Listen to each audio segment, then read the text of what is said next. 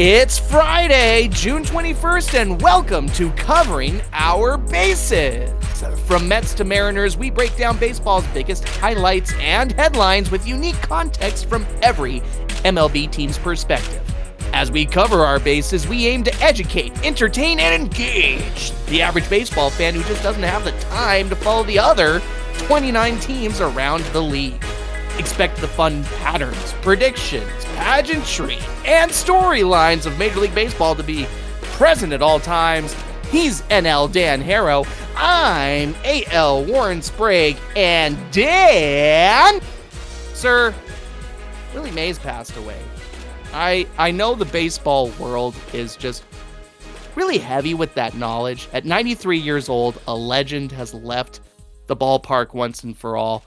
And everywhere you look around Major League Baseball, there's tributes, there's memories being shared, there's all sorts of gratitude displayed for Willie Mays and what he did for Major League Baseball. And you and I, Dan, we'll just say it, we're a couple of millennials. And anybody who's been listening to me since we started this project knows, gosh, I'm kind of fresh and watching, and I have a lot to get caught up on.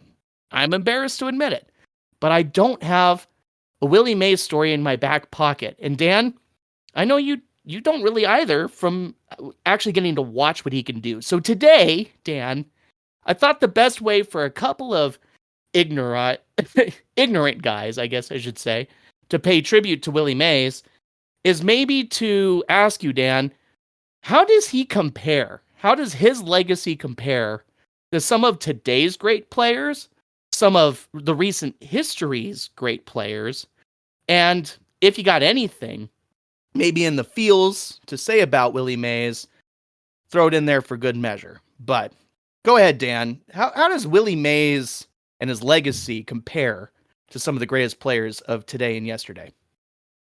Yeah, it's a great question, Warren, and it's tough to rationalize that. It's a totally different game, right? 100 years later, after Willie Mays played it at his peak. I mean, looking at his numbers individually, they would stand out even today. I mean, he has a career WAR of 156, a career batting average of 301. I mean, that's pretty nuts. Two MVPs, 24 All-Stars, 12 Gold Gloves, like goes on and on, Warren. But it's an interesting question compared to some other comparables. So let's go ahead and take a look, Warren, at a couple guys that we think might compare pretty decently. So, and I know we talked about who we would want to include in this pool, and for some fun, maybe we should say as to why. But, go ahead, Dan. Share with the fans who we're going to talk about Willie Mays in the same spotlight with today. Yeah, sure. We got a kind of a distinct group of hitters and a couple of position players who played outfield positions similar that Willie Mays did. We got Mike Trout, Ken Griffey Jr., Shohei Ohtani, Albert Pujols, and Mike Piazza. A couple legendary Hall of Fame outfielders, a couple of known sluggers, and we can kind of just look at the numbers across the board and take a look and see at how they compare, kind of keeping in mind that Willie Mays was of a different age. We could still look at some numbers and see how he stacks up. And Warren, the first thing that jumps out to me is stolen bases. And so we got some swipesters on here, Mike Trout, Ken Griffey Jr., and obviously Ohtani early in his career has been off to a hot start. But in about 3,000 games, which is less than Pujols, but more than everybody else, 339 stolen bases, Warren. My goodness. The speed, unparalleled. Absolutely. Mike Trout's the closest to that. In about half the games, 1,518, he's got 212 stolen bases. And, by the way, the second most out of the group we've selected today. But, you could almost suggest that in another 1,500 games, if Mike Trout can even do that, let's take a look at Glass Cannon Body, excuse me, a little later. But maybe he could actually surpass Willie Mays there, but obviously the only player who's a candidate to do so at this point. And even then, I can't expect him to with the way his body has changed. Crazy. Absolutely. Good one to jump out at you and take the reins. I noticed the guy had 3,293 hits which, only Albert Pujols eclipsed that at 3,384, but with 75 more games under his belt than Willie Mays. Like, that almost mathematically adds up that if Willie Mays had matched the number of games Pujols had put on the field, perhaps he would have naturally ended up right there around 3,384 that Pujols had. Do you have any others that really jump out at you? Well, we want to get into fancy statistics, which obviously weren't around back then, but we can adjust for a lot of these old games. Ooh. Willie Mays is behind only Mike Trout with a 155 OPS plus, Warren. 155. My Wow. gosh.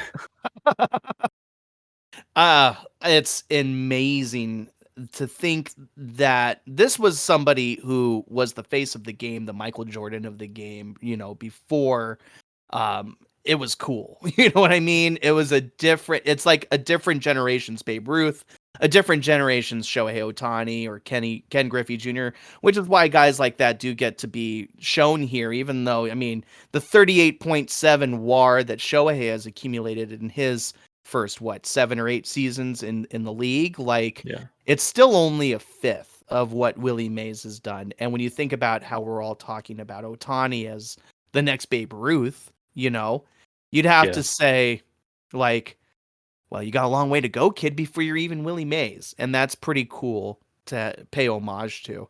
And then just for fun, let's sprinkle some dust that Mike Piazza and Albert Pujols were like the and Ken Griffey. Okay, fine, whatever. I want to be careful I don't step in, conversational dog poop. But interesting additions for Mike Piazza. I said we should include at least one well-renowned Met. So can you dig up an attachment between the two of them that we can at least pay credence to here in what we're seeing? I mean, looks like Piazza did have Willie Mays in only one category on this list, and that is batting average purely, but not by much. I wouldn't have guessed that Piazza's batting average over his career would be quite so high. That is honestly a little bit surprising. He is lagging behind in terms of on-base percentage and even in slugging, which isn't something I would really expect. Mm-hmm. But and also, could we just 17 stolen bases for Mike in his career? Catcher's numbers, baby. Catcher's numbers. I think we have to talk about Warren. If you look at the one area where I think Willie, that maybe this chart isn't doing it justice, is his consistency over the years. Willie played for 24 years and he was an all-star every single year. 24 all-star appearances is insane. And 12 gold gloves. None of these guys even come close to that level of consistency that Willie had. And that's one thing I can say, knowing, obviously he spent a lot of time with the Giants when they were in New York before going to San Francisco, and then he joined the Mets. So I just know in New York, there's a lot of talk about his connection to the community, his love of baseball, working with kids. There were reports of him when he was back with the Mets, and at that point he was an older man, right, in his late 40s, playing stickball in the streets with kids in between games, a dude that loved it and had that high level of play throughout most of his career too, surprisingly. You want to talk about somebody who's likely on the Mount Rushmore of baseball for a lot of the veterans or the older minds around the game. And as somebody who's new to it, I'm excited to have the motivation, the reasoning to be reminded of who came before today's great stars and yesterday's great stars, because this is somebody who set the cornerstone, right, for the MLB we know and love today. So a tribute to number 24, the 24-time All-Star. Man, that's so cool. The 12-time Gold Glover. We're talking about a man who did so much for the people we respect today. And next week, we will be talking a little bit more about Willie Mays. Of course, the Rick Wood Field game was today, or yesterday, guys, excuse us. And we're letting that series be in our next group of games we discuss, because we're trying to keep it to maybe 10 games each, and that bled into a series that we'll highlight next week. So we'll talk more about it. Let's jump into today's coverage, because, man, all up and down the 30 teams across the league, we see some taking some pretty dramatic falls, and at this point, the timing's terrible for that. And we're seeing some rise above that are really exciting for us to talk about. We are likely to see some brand new faces amongst maybe the top 3 this week. I'm really stoked to see where everybody lies. But Dan, with the first pick, it's absolutely not disputable this week. The Mets had an amazing, spectacular week, spoiler alert.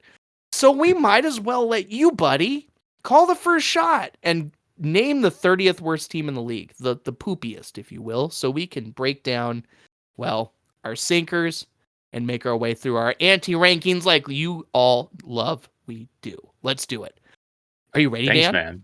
I'm ready. It's unusual for me to be picking here. I gotta say, I might need to be shaken back into existence. So I'll be waiting to make my pick, but it'll be your turn. So, all right, let's see if we can keep things going. First up, Warren, as you said, might be kind of a topsy-turvy week. For me, we had a lot of teams underperform, unfortunately, this past week. So just looking based off of the strength of opponents and I guess off of expectations from what we've seen so far. Yeah, because I challenge you, Dan. I do. Before you say this team, you need to make sure this isn't just the usual suspects. There's a lot of disappointment around some of the better teams and their worst records. So I'm counting on you to not bore us like we have been these last 2 weeks with these Chicago White Sox picks, okay? Sure. Here we go. You don't want to see Colorado or Miami, Warren. That's what you're saying. That's what you're telling me. I'm saying, there's some trash down here that I didn't expect to be trash. Nobody expected to be trash. They didn't expect to be trash. Ooh, throw us a curveball because Colorado, Chicago, and Miami are too easy. And I want an easy one for my first pick, actually. I'm going to throw you a curveball, Warren, just because I think if you've seen any of these games, you probably know it's a little bit frustrating for this team that they've had the week that they've had. Yeah. First up, it's going to be the Detroit Tigers. Ooh. What a week for the Detroit Tigers, Warren. Kitty's getting their claws clipped. Absolutely. I definitely have these guys circled as one of the most disappointing weeks at 2-7, losing series to Washington and Houston, but also getting swept by the Braves. Ugh. 9 games of torture. Even with those wins, not enough talk on it.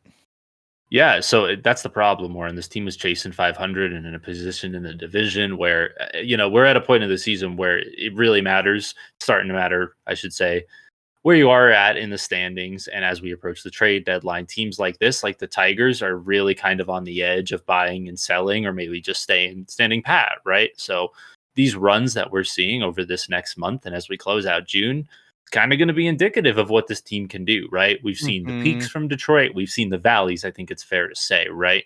We knew that they had to go out and really perform pretty well in a week where they didn't have divisional opponents that they've been struggling against. Getting swept by the Braves is unfortunate, but dropping 2 to Washington and 2 to Houston in the fashion that they did, where in games where their offense just in the Houston series completely died in those losses, Warren. I mean, their win is that really kind of took me back. They won 13-5 against the Astros, completely blew them up that day. And then they only managed 1 run between the other 2 games. So that inconsistent offense is bleeding through against all of these opponents that Detroit really should be better than, Warren. They're better than Washington. If you look at the roster composition, they're better. I feel like they've been better than Houston with all of the issues that they've been running into recently. The Atlanta series is kind of a little bit of a humbling experience, especially you're on the road going into Atlanta. They only scored 2 runs against Atlanta in all 3 of those, guys. Just 2 runs in all 3 games. Rough. Right. And I know we had teams that probably had higher expectations, but I think that this schedule wasn't overly difficult to expect at least a series win for the Detroit Tigers. And I mean, one thing I do want to say, Warren, is Colt Keith is finally starting to warm up a little bit. Yes. It's so good to see this past week. He had a home run, which he needed to do, 12 total bases so far. Finally starting to see him heat up. And I mean, as long as Baez is on the IL, you're going to have to see some of the younger kids stepping up. And we haven't seen it so far this past week. And that's the difference, in a lot of these offensive games. And when they lose by 2 or 3 runs, it's just 1 or 2 guys stepping up for a hit. And it really could have been a 500 week for these Tigers. They were that close. Exactly. Like these contestable games that you want to see better victories out of just are not falling for Detroit. And I agree with you that they can kick off this week's lineup because we talk about Seattle's inconsistent offense. How about this, where you have 13 runs in one game, and the rest of the week practically is barren. Like, it's just indicative that they're not intentional enough offensively to really have a leg to stand on as a potential playoff team right at the moment. Like, there's just not enough stability there, and it's too important to be getting going right now. Regardless of how you're hovering 6 games before 500, you're still in striking distance. You got to strike immediately at this point, and you got to strike a lot more often than one of your games being your offensive blowout of the week and everything else just being barren. I also think they deserve to be down here because as soon as the struggling Atlanta Braves teed off on Tariq Skubal, I told me that was a lost series in the making for the Tigers, and just more of the same. And they certainly did give up that sweep. So yeah, Detroit is a great choice to be the ultimate bottom feeder, my friend. This fruit's not as low hanging as some of the others. I hope you at least agree with that, but I will put the Athletics next because, guys, they have shown so much fire and spunkiness, I'll say, because there's a certain P word I need to avoid this week if y'all are willing to take Close. on the challenge with me. I know I'm being very careful. Oakland, their ability to be a frustrating thorn in the side of better teams is kind of evaporating. They get swept by the extremely difficult to understand San Diego Padres. They give up all 4 games to Minnesota. Minnesota had so much fun making them look truly among the worst in the league. Their one saving grace was coming out of nowhere to win 2 of 3 against the Kansas City Royals. But really, for me, man, it's just those back-to-back sweeps against, at least San Diego, scuffling so much lately. You really can get a win off them. I love that they beat Kansas City, but I'm more bummed for Kansas City. And I'm sure you all who followed along with Kansas City's week expect us to nod on that pretty quick, and we will. So yeah, for me, Oakland gets to be here. It's maybe the final few weeks of getting to see their young talent as we know them do their thing. This can't last much longer before some of their consistently power hitting outfielders finally get torqued away, and the Las Vegas Aviators move in as the new starting lineup of the Oakland Athletics, which will not be good. I watched the Aviators play last week, and oh man, you think the Athletics are bad now. Dan, why would I bother spending too much more fuel on this fire? Oakland deserves to be one of the worst ones, don't they? They do, yeah, and it's worth watching like Toro and Rooker, like you said, to see what teams they might end up on. Unfortunately, that's where we're at with the A's. Yep. JD Davis got DFA'd, Warren, which kind of tells you where Oakland's at. Like, that was a cheap $2 million contract just to get a little bit of that experience on the field. And he has just not started the year off in the way that he wanted to. So unfortunately, he might end up going to the minors unless he elects free agency. And they called up Lawrence Butler, and they're continuing to use some of those aviators that you talked about. And I guess just run them out there and see where the trade chips are. JJ Bleday has kind of exploded this last week, Right. Warren, putting himself on a lot of lists. And I think at this point, the bullpen has unraveled to the point where it's Mason Miller. And Right. I like to hope and think that means that the Oakland will maybe hold on to Miller, since the rest of their bullpen hasn't been as consistent as they would have hoped. Maybe that means they'll keep Miller and maybe sell some of those outfielders like you talked about.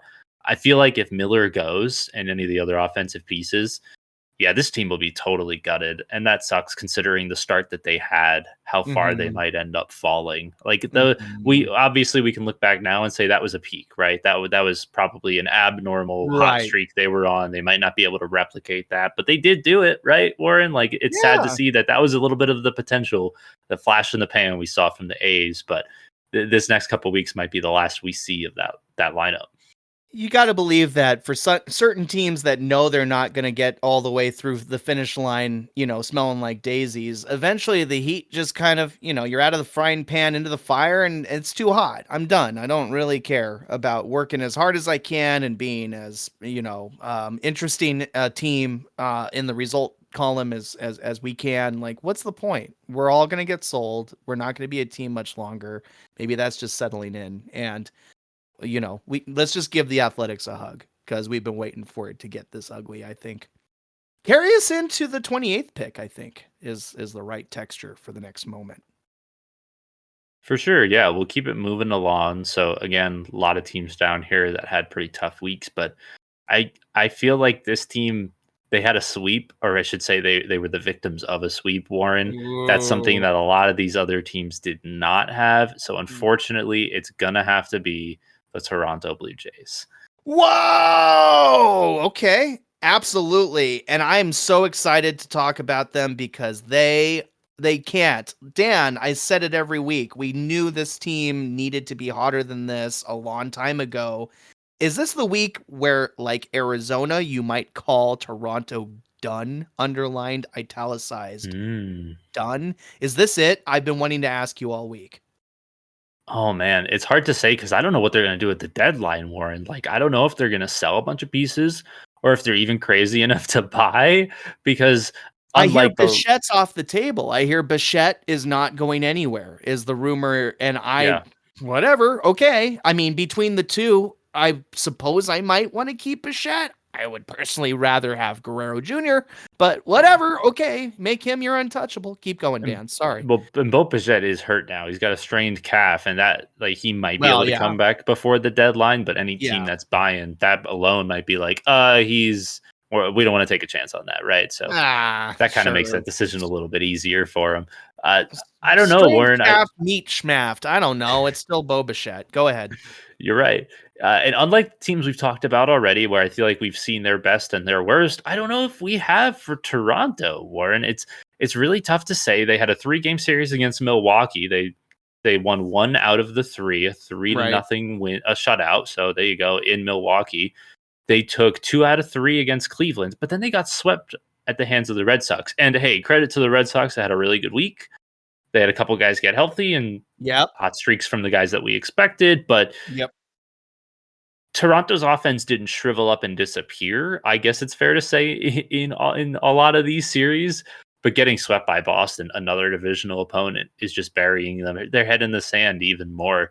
It's frustrating, Warren. Like I feel like they're still teetering on the edge, and that's why I can't really answer your question because if the deadline comes and goes, and even if they sell out a bunch of their pieces, even if they don't move Bichette and they decide to move Vlad and maybe somebody else, I don't know. I still feel like this team has some good bones in it. It's just underperformance. I still think they should fire their manager. I'm going to say it again. I think Yeah. that has to be the first move. Yeah, Dan Schneider, we kind of put him on the firing block last week and said or a couple weeks ago and suggested that could be the move that would feel like a resurgence for them, a chance at a new breath of air. Kick I in don't the know, man. rear. Yeah, a kick in the rear especially.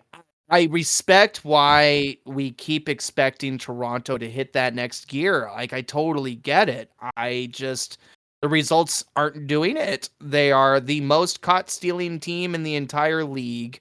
They are the bottom of a lot of, well, the barrels of expectation at this point for me. You see Boston sweep them. To me, dude, that's honestly the single most disappointing series outcome of the week. Watching that result come across to me was like, wow, none of us thought Boston could possibly feel like they were this week. Yet Toronto has been built ready to look like that the entire year. We just keep going. We're waiting for it. We're waiting for it. We're waiting for it. That's why I'm going to say it, Dan. I'm going to say it for us. Toronto's done, okay? I want one. If you want to call the Diamondbacks done, this is my first bullet. I don't think they're making the playoffs, and I don't care what they do. It's not going to happen. Sorry. I'm done. I'm over it. You're going to rebut that? Of course you're not. You're never going to rebut that. It's all my moment. Toronto's done. You know what else should be labeled as done? I think they've already been labeled as done. This is a great time for some low-hanging fruit, I think, Dan. The number 27 pick of the trash heap, of course. Let's just get him out of the way. Chicago White Sox! Yeah! Come on down. The garbage bin awaits. You know what that feels like. Chicago White Sox went 3-7. To their credit, They got a win against every team they faced this week, Dan, and that's about as much as they can hang their hat on, as per usual, right? We have 4 games against Seattle. They do drop 3 of the 4. We have 3 games against Arizona. They lose 2 of those 3. And then Houston is the final team who, surprisingly, thankfully, the White Sox did get a win off them, but again, were otherwise losers. So the White Sox, Dan, we talk about it every week, how Crochet and Fetty, Luis Robert Jr. might be the trade deadline sweepstakes kind of talent right at the moment, to say the least. And then Eloy Jimenez will show up and likely find a similar fate. There's not a whole lot to talk about outside of him. I mean, Paul DeYoung, if you don't mind me saying, has been a pretty impressive piece for the Chicago White Sox in and out, and I don't think he's gotten enough love. He's been a part of some of their very few wins. But overall for me, Dan, Chicago White Sox had to be a basement team because they are already living there. They do have the worst run differential in the league at a negative 156. You know, have I already spent too much time on them? I bet you'll agree I have.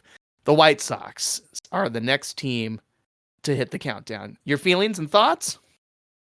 Yeah, I think a little bit higher than they've been before, because you're right. They weren't swept in any of these series, and I give them credit for that, especially against Arizona and Seattle, one of the hottest teams in the league right now. So that's great. But they're at 20 wins so far this year, Warren. I'm just starting to think it out. Like, they might cap out around 50. Maybe they hit 50 wins, right? I mean, and if they hit 50 wins, that's 130 something losses. Yikes, that is so unbelievably bad. And their run differential already in negative 156. I mean, the White Sox are reaching all new lows.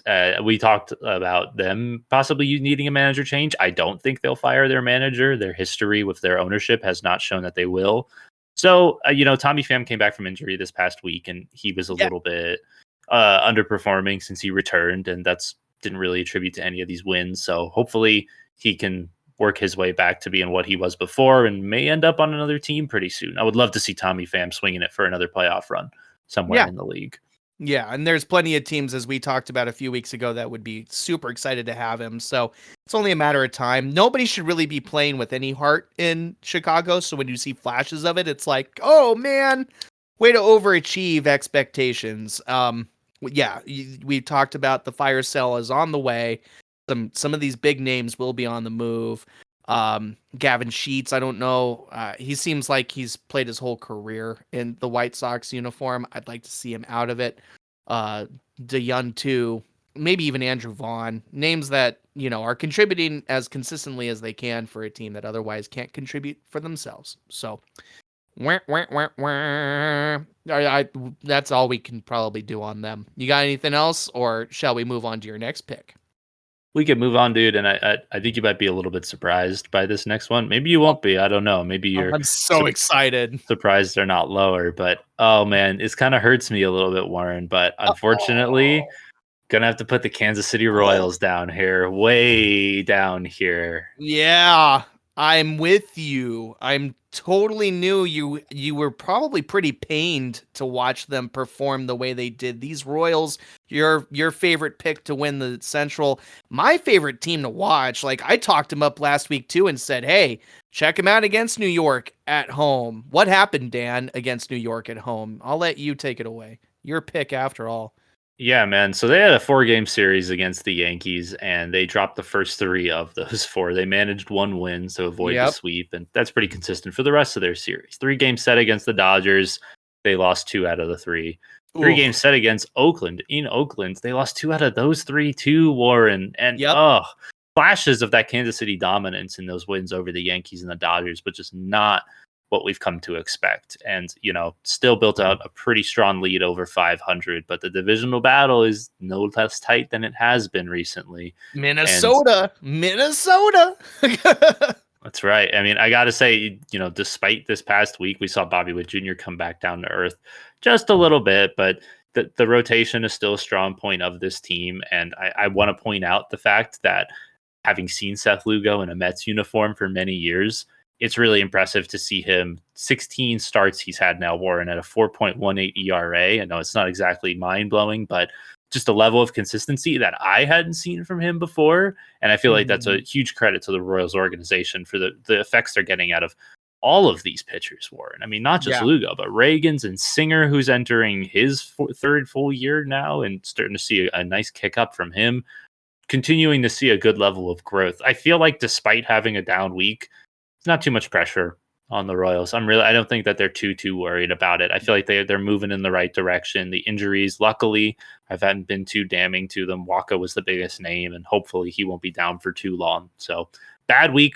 for these Kansas City Royals, but I think that they have an opportunity to put it behind them and pretend it didn't happen, Warren. Sir, this is one of those rare teams, as I look at their numbers, who've been able to generally roll out the same 5 starting pitchers. And I'm personally of the philosophy that the fewer starting pitchers you have to rally your offense around, the more cohesive understanding of your identity and capable you are to win baseball games. So I'm with you. I know this was a bit of not a flash in the pan, whatever the opposite of that would be, like a mop in the bucket kind of week for them. And they can drain that into the toilet, flush it, and be ready to move forward.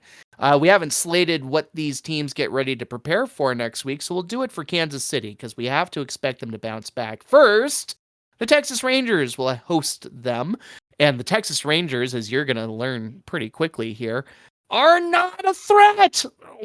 Sorry, world champs. So I'm not worried about the Royals in that series. I'm just saying they then get 3 in Miami.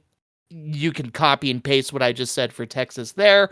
And then 4 versus Cleveland. Now that is the next time we get to watch Royals baseball with our fingernails in our mouths, wondering if it's time to bite or not, because this team is going to have a great series with those Guardians. That's the baseball series I want to watch next weekend.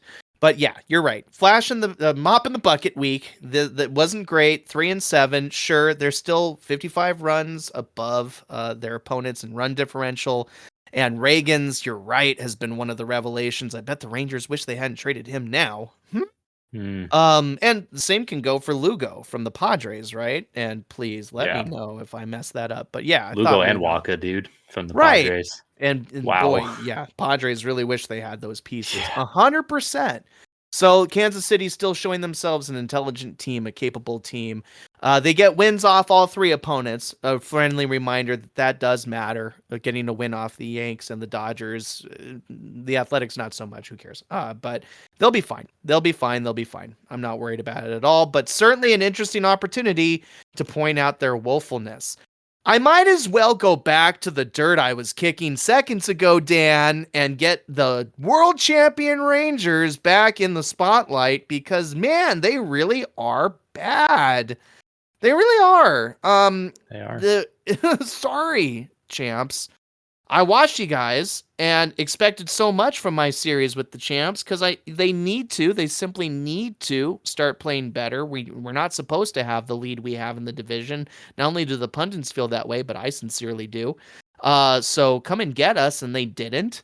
That sweep at the hands of the Mariners bookended a pretty interesting week of results, I must say. I have to give credit where credit is due. The champs did win a series against the Dodgers in Los Angeles.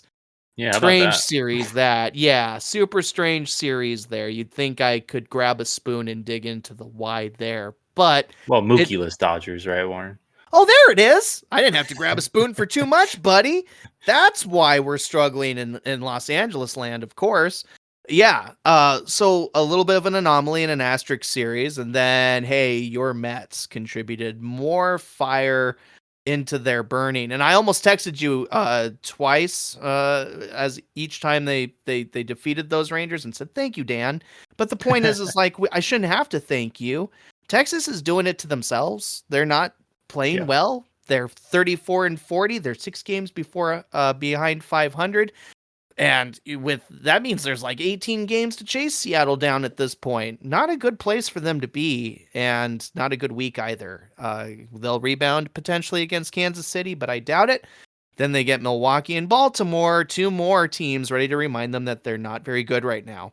Do you have any hope for them to be risers next week with the slate they have? I highly doubt it. Go ahead, Dan. Tell me Yeah, what the you only think. thing that's maybe keeps us optimistic for next week, Warren, is the first series against the Royals. They should welcome back Max Scherzer, returning Max Scherzer. He's just supposed to Yep. start in the second game of that series. So we'll see. That is exactly what they need, because I can tell you, Warren, you watched that series with Seattle and the Mets series. It was just an abomination from the bullpen, honestly. And it was kind of hard to watch.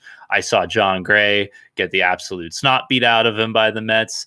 That's something I did not have expected with the numbers that he's put up this year. And the Mets were on a little bit of a tear, but they did not stop at the Rangers starters. They tore through their bullpen. We saw, honestly, a surprising performance from Wyatt Langford, who, since he's come back from injury, Has been a little sus, right? yeah, and I will say he's got a couple homers under his belt, and I would say the confidence is starting to grow, and that's what he was lacking up until now. So we might see him getting ready for a breakout and pieces of the offense. But yeah, it's just shadows of that World Series team from what we've seen before. The pitching depth is not there. They're not seeing the performances from the youth that they would have hoped. And having seen that series, the overall kind of feeling I get is that the Rangers are just kind of chasing. They're just always chasing in these series. Warren, I don't know if you'd say the same for the games they played against Seattle, but that's the impression that I got. Well, all I saw was guys like Adolis Garcia, resembling more of the regular season version of himself from last season than he did this year, right? And I know injuries are a huge part of why Texas would say they would be in a better position, but I don't see Josh Young or Evan Carter or any combination of these broken pieces, including those aging arms, right? You know how we feel about a DeGrom or a Scherzer coming back. How hard can they throw before the friggin' arm falls off again? Like, I'm not convinced that's the saving grace that the culture around Texas is ready to embrace.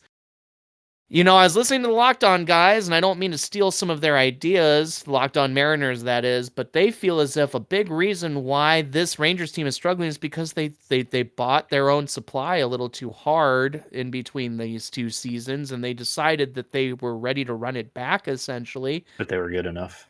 Right. And honestly, good enough ain't good enough, Right. generally, I would say, in baseball, especially where it's so darn hard to repeat as champions, because you get the numbers on each other, you find the empty spots in the strike zone where their swings might miss, you make those adjustments, and I think Texas is just dealing with that, and no exciting group of youth that you put on display to try to cover those gaps is going to be consistent enough to look like world champs all over again. So Texas is maybe drinking the Kool-Aid they left for themselves after only partially mixing themselves up a good offseason, really. And even then, I might just be generous with the word partial. But Texas is going to need to be better, and the next group of teams they're facing is not likely to make them look that way. So we'll see where they sit in another week, but I'm not too optimistic. Number 24, my friend, resides with you. Only a couple poopy teams left, and these might be the low-hanging fruit. You have my permission to fire away. Oh, yeah. Thanks. In that case, we're going to get to some of the teams that are a little bit more familiar here, Warren, for sure. Yeah. Let's knock out the Miami Marlins. How many burgers? I think they got a couple. Let's be fair. Yes, it was 2 burgers this week. 2 burgers. How about that? 2 And home honestly, wins. yeah, 2 home wins out of 3, you got to say, because their first 2 series were on the road. They took 1 out of 3 against the Mets, and then they got swept by the Nationals. But must have been nice at home. They took 2 out of 3 against St. Louis and poured on the burgers. What's the count, Warren? The count is at 14 big burgers, Dan. 14 happy patties in our gullets. Yum, yum, yum, yum, yum. If I only ate Miami Marlins hometown burgers, however, I would have died a couple weeks ago. So this is not I'm just impressed they got 2 out of 3 from St. Louis, who has been surging and solidifying as you predicted. Gonna have to give you some credit when we do our midseason breakdown, I'm pretty sure. But great choice to have the Marlins get out of the way here, giving up 2 of 3 to your Mets. Did they look any better in that series for you? I'm sure you watched it, right? Yeah, and they haven't, dude, to the point where I'm watching Josh Bell and I'm thinking like, does this guy want to get out of here? Like, what are you Mm. doing, man? I was honestly a little bit disappointed. I would have expected more from a lot of their guys. I feel like it might be kind of hanging heavy on their heads at this point, Warren. Like a Right. Chicago situation. Once your record starts getting so heavy in the loss column, I mean, Miami's 25-49 at this point. I know it's not something they're looking at, but 24 games back in the division is just, it's tough for a team that was in the playoffs last year. I think for a lot of these guys, that's really tough. And now Jazz Chisholm might spend some time on the shelf, and that he was one of the few bright spots that they did have I in the gotta win cut that they in. got. I gotta cut in on that because great segue. Yeah, the two bright spots maybe in Miami were, Brian De La, well, three. There's three. Brian De La Cruz, who still, I suppose, might be the one person trying to raise a stock out there. Jake Berger and how he was the spark plug last postseason, obviously coming back from injury. And did he come back from injury? Is the disappearing act, I think we can say, is happening. And then finally, I don't know if you've heard, but Jazz Chisholm Jr. was voted as the most overrated player by his peers. Oh, in the Can, players poll. can we talk about how that's the most offensive freaking poll I've ever heard of in my life? Oh yeah. Like, what other role in professional life would there be hey, tell us which of your coworkers you are most like disappointed in? That's literally what that is. What Yeah. the heck? That's terrible. If I were Jazz Chisholm Jr. or anybody else around the Miami Marlins aura, including the fan base, I would find that massively deflating, and and I would certainly expect it to translate to the game. And you thought that happened, bud? Because that hurt me, Yeah. and I'm not playing anything. It's insulting to the franchise too, because he's the star of Miami and he has been for Right? a few years. So Yeah. players saying that are basically saying like, just because you're the star in Miami doesn't mean you're anything, and that's messed up. Honestly, that's crazy. Yeah. What did he do to deserve that? Is all I can say. I mean, He as you has a little said. bit of an ego, I will say that, but it's not like Okay. he doesn't back it up. I will say, I mean, he for sure has some swagger at the plate, but not to the level that like I'd say a Tatis or a Soto does. I've seen Jazz a lot. Mets play him a lot, and I feel Yeah. like he backs it up on the field. And he Yeah. is like honestly the best player on the team right now, even in a bad year. So what more Yeah. could you ask of him? What I can ask of him is that he shows some fight against Seattle so I can see for myself he's going to be okay. Poor Jazz. Go for it, buddy. But yes, the Marlins pull Seattle next. 3 games no, at home. So maybe some burgers, but I hope not, actually, if I have to be real. And then they face Kansas City in Kansas City, where Kansas City is probably going to remind us why being in Kansas City is tough for those who aren't Kansas City. Can I say Kansas City again? I just did. That should be a fun series. And then 4 against Philadelphia, bludgeoning, right? So blood is all over the projections for the Miami Marlins. More gutted fish to come, but that gutted me. I'm sorry, Jazz Chisholm Jr., that friggin' poll exists. I think that's rude. I don't like it. All right, dude. And just to kind of fall in line with you, let's just pluck the last low-hanging fruit. The Colorado Rockies can be number 23. As a matter of fact, maybe they could have even been among the first few we mentioned with a 3-7 week, dropping series to Minnesota, Pittsburgh, and then 4 against the Dodgers. But also talk about everything falling aligned with expectations, right? Did you really think they'd do anything but win 1 game against each of those teams? Again, that may have been, well, projecting more than what they could have done, because Minnesota's slugging it and running well, playing very well. They've got good pitching.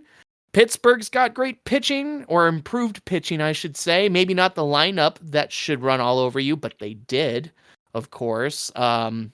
Crazy beat down there. Their only win came against the Pittsburgh Pirates, and an opportunity for Colorado to show its strength, scoring 16 runs on that. Good for you, Colorado. Where was that? You had a Detroit day. And then the Dodgers taking 3 of 4 from you is as expected as can be.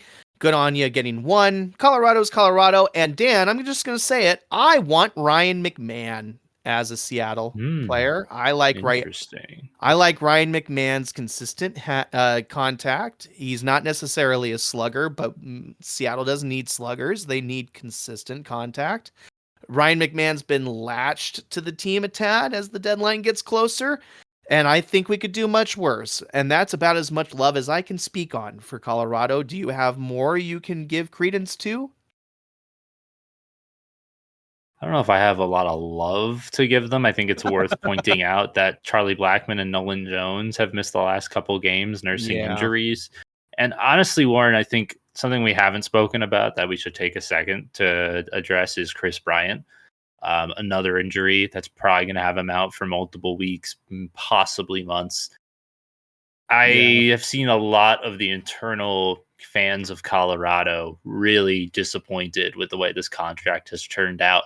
And I think they feel like it has held the organization back from maybe making more moves to be more competitive because of the amount of money that they're paying Bryant and the expectations they have from him that he just has not been able to live up to. I mean, that is a key position. Like, he should be your starting first baseman to the point Yeah. where you have him bouncing around your outfield whenever he does get playing time.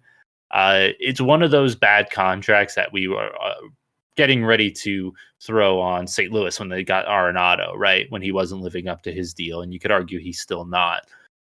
But as much as that's blown up in St. Louis's face, this contract has just completely, I feel like, ruined a small window that Colorado had to maybe field a competitive team. It's all fallen apart around that. And Brian doesn't deserve all of the blame for that. But as long as he's on the team and just kind of sucking up that roster spot, it's hard to see how Colorado moves forward. And as we approach the deadline, I don't look at the roster and I see Ryan McMahon for sure, like you say, but I don't see a ton of other pieces that I think are going to get a high price that Colorado will be willing to part with.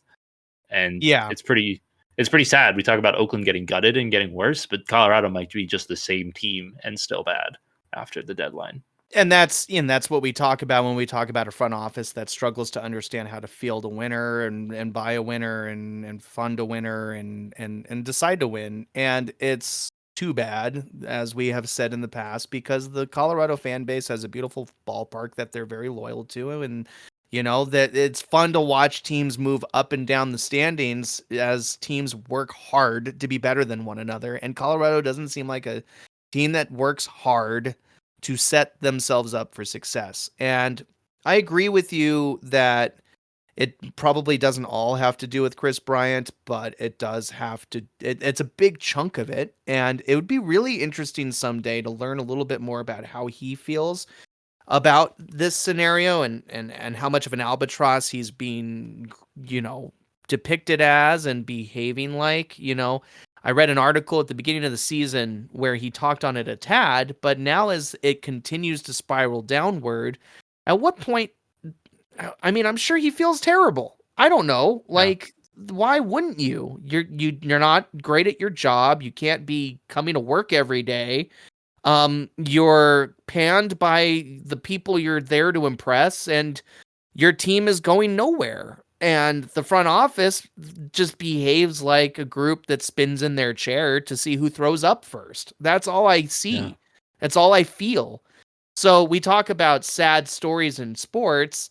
This one's just tone deaf. It's just a very tone deaf show is the Colorado Rockies seasonal progression from year to year. And I'm with you, dude. I mean, it's just unfortunate that seems to be the culture. One of, we're just happy to be here, but I don't think Chris Bryant is. And that's my honest thought on that. So, do you get kind of the Rendon vibes, that sort of situation? Like a big contract that he couldn't possibly live up to? I get more of sir, what you're asking me to do is admit that I do feel as if it is a similar weight to the team, of course, as the Rendon scenario is on the Angels, but Rendon openly behaves as if he could care less. And I don't get that read from Chris Bryant. If anything, I feel of him as a guy who's going through mental health issues from the ramifications and the place that his play has put him in relation to the Rockies. I that's what I read, but I don't read much. I haven't done a ton of article digging. I haven't called Chris Bryant on speed dial to let him know I'm here for him. Oh, hey, Warren, how's it going? What's up? Oh, Chris, you have a much deeper voice than I expected. You sound like a cartoon Oh, yeah, man. character. Yeah, no, Colorado, How's your mental health, bud? Are It's- you okay? No, man, it's so dark here. Bad. Yeah. I'm in Chicago. Are you having a hard time breathing up there in the upper altitude? Yeah, it takes me twice as long to boil water to make dinner, and it messes up my Chris. sleep schedule. Oh, Chris. It'll be Yeah. okay, buddy. Who would you play for if you weren't playing for the Rockies? Atlanta, because everyone wants to play for Atlanta. And scene. All right, Dan, the next pick is yours, 22. I can't think of a better time than now. I'm gonna start throwing curveballs at you here, Warren. Woo! I can't wait to try to hit them. I'll swing and miss. I guarantee it, just like my team. Not recently, from what I've seen, but up here we're gonna have to drop the San Francisco Giants, Warren. Ooh, I love drawing them here. Yeah, it was a week of opponents that were very surmountable for the Giants. Super surmountable, yes. And they didn't surmount. They were unsurmounting. Back down to earth like the base of the Rockies, you would say. Yeah, absolutely. First, though, I have to thank them. I shake their hand because they kicked off their weekend the best way they could have, and their only bright spot, winning 2 of 3 from Houston. True. Thank you for listening, San Francisco. Somebody gets it. But then, absolutely, you have every right to be disappointed. Who'd they drop a Series 2 next, Dan? Don't let me steal your thunder. Dude, the Angels, they lost 2 out of 3 to the Angels. Come on. And then they went to Chicago and lost 2 out of 3 there. And that's a reeling Cubs team, as we've spoken about. Yeah, so Cubs, yeah. Opportunities galore for this Giants team, and just continue to fail to take advantage of it. No excuses, Warren. I don't care about Robbie Ray being gone or Blake Snell. Still continuing to. Where's the talent, Warren? Where did it go? He's looking for it. He can't find it. But seriously, Lavonte Wade Jr. and Jean-Ho Lee have not been part of this team for the last few weeks, and I feel like it's starting to show. You're not seeing a lot of offensive breakouts like we'd like to. The obvious exceptions are Jorge Soler, and I will still give credit to Michael Conforto for being present and getting on base at a little bit of a better clip than some of the other ones. Yeah, Warren, this team for me is just slowly fading out. I feel like their starting rotation is really 3 pitchers deep at this point and not improving enough. So some weak teams that they had a chance to at least outslug, and they couldn't even get that done. Settled for a 4-5 week. Slugging really isn't their strong suit. They yet to have a homer hitter over 10. We talked a little bit about it last week. Yeah, right. This was supposed to be the year where maybe they had a Chapman and a Soler who can hit 30 dingers for this squad. And the most is 9, which Soler, Thairo Estrada, that is, for those who don't know that name, because he's one of the better Giants, and maybe you want to. Then there's this kid named Heliot Ramos, who's also hit 9 for them. Conforto and Chapman not too far behind with 8, but it's not necessarily a full house of home. Are they cursed, Warren? I don't know. To be candid with you, baseball karma should kind of want to ding the Giants. We've talked about it all season, how the JD Davis situation was disappointing, and how over the years, this is a team that clearly doesn't care a ton about taking good care of the teams who've given them their best, right? In a way. So maybe it's just baseball karma dinging them back and forth, and I don't really expect it to stop as they get ready to face a suddenly a strong St. Louis team. How else can I put it? They get 4 more against the Cubs, which could go well for them. I predict a split because the Cubs need to get tougher again, too, if they're going to prove anything to themselves. But then they get 3 against the Dodgers, and that ancient rivalry has been pretty one-sided so far this year, and I don't expect that to change either. So more opportunities to bleed. San Francisco was, I think, in the middle of our order last week, or they've been doing a little bit of that up and down that some of these other bubble teams have been doing, but I do feel this is one that has had too many injuries on their lineup to play catch up. Too many inconsistencies with the expectations they had for their pitching to catch up. There's just a lot of reasons why. I wouldn't be surprised if the Giants sold some pieces. I mean, I would at the trade deadline and try to set myself up with more young talent for the next couple of years, because this ain't it. I just don't think this is it. Right in the race right now. We're only a game and a half behind the Padres. So is half the National League, Dan. That's true. That's honestly. The whole National League, not in Miami or Colorado, is still in this playoff race, and I respect that. But a lot of teams are going to start dropping soon. And with the week we just broke down for San Francisco, it's not going to be this week that I feel they're going to come out smelling like daisies, unless they surprise us against St. Louis and surprise us against the Cubs. They're not going to surprise us against the Dodgers. And hey, if I just cast or cursed myself and they have a good week next week, fine. Finally, you're doing it. Yay. Do it, San Francisco, or go home. I feel like you're closer to home. Not quite Toronto done, but done enough in my mind. Thanks. But mainly because he's just your playoff pick, Dan. I'm okay with kicking dirt on them. Fair. How about this team that needs to be reminded what dirt feels like? This team was our top team last week and deserve to take a lump this week because they fell right off the winning wagon, as if like we had spoken into existence. I asked you, Dan, was Cincinnati Reds winning sustainable? You said, yeah. You did, just like I did for the Rockies a couple weeks ago. How's that going for us? Not great. Yeah. Cincinnati goes 3-5. Not the worst week, not the best, but truthfully belonging at this spot in our lineup. They're 35-39 after what was an amazing previous week, so dipping back lower into those wildcard standings.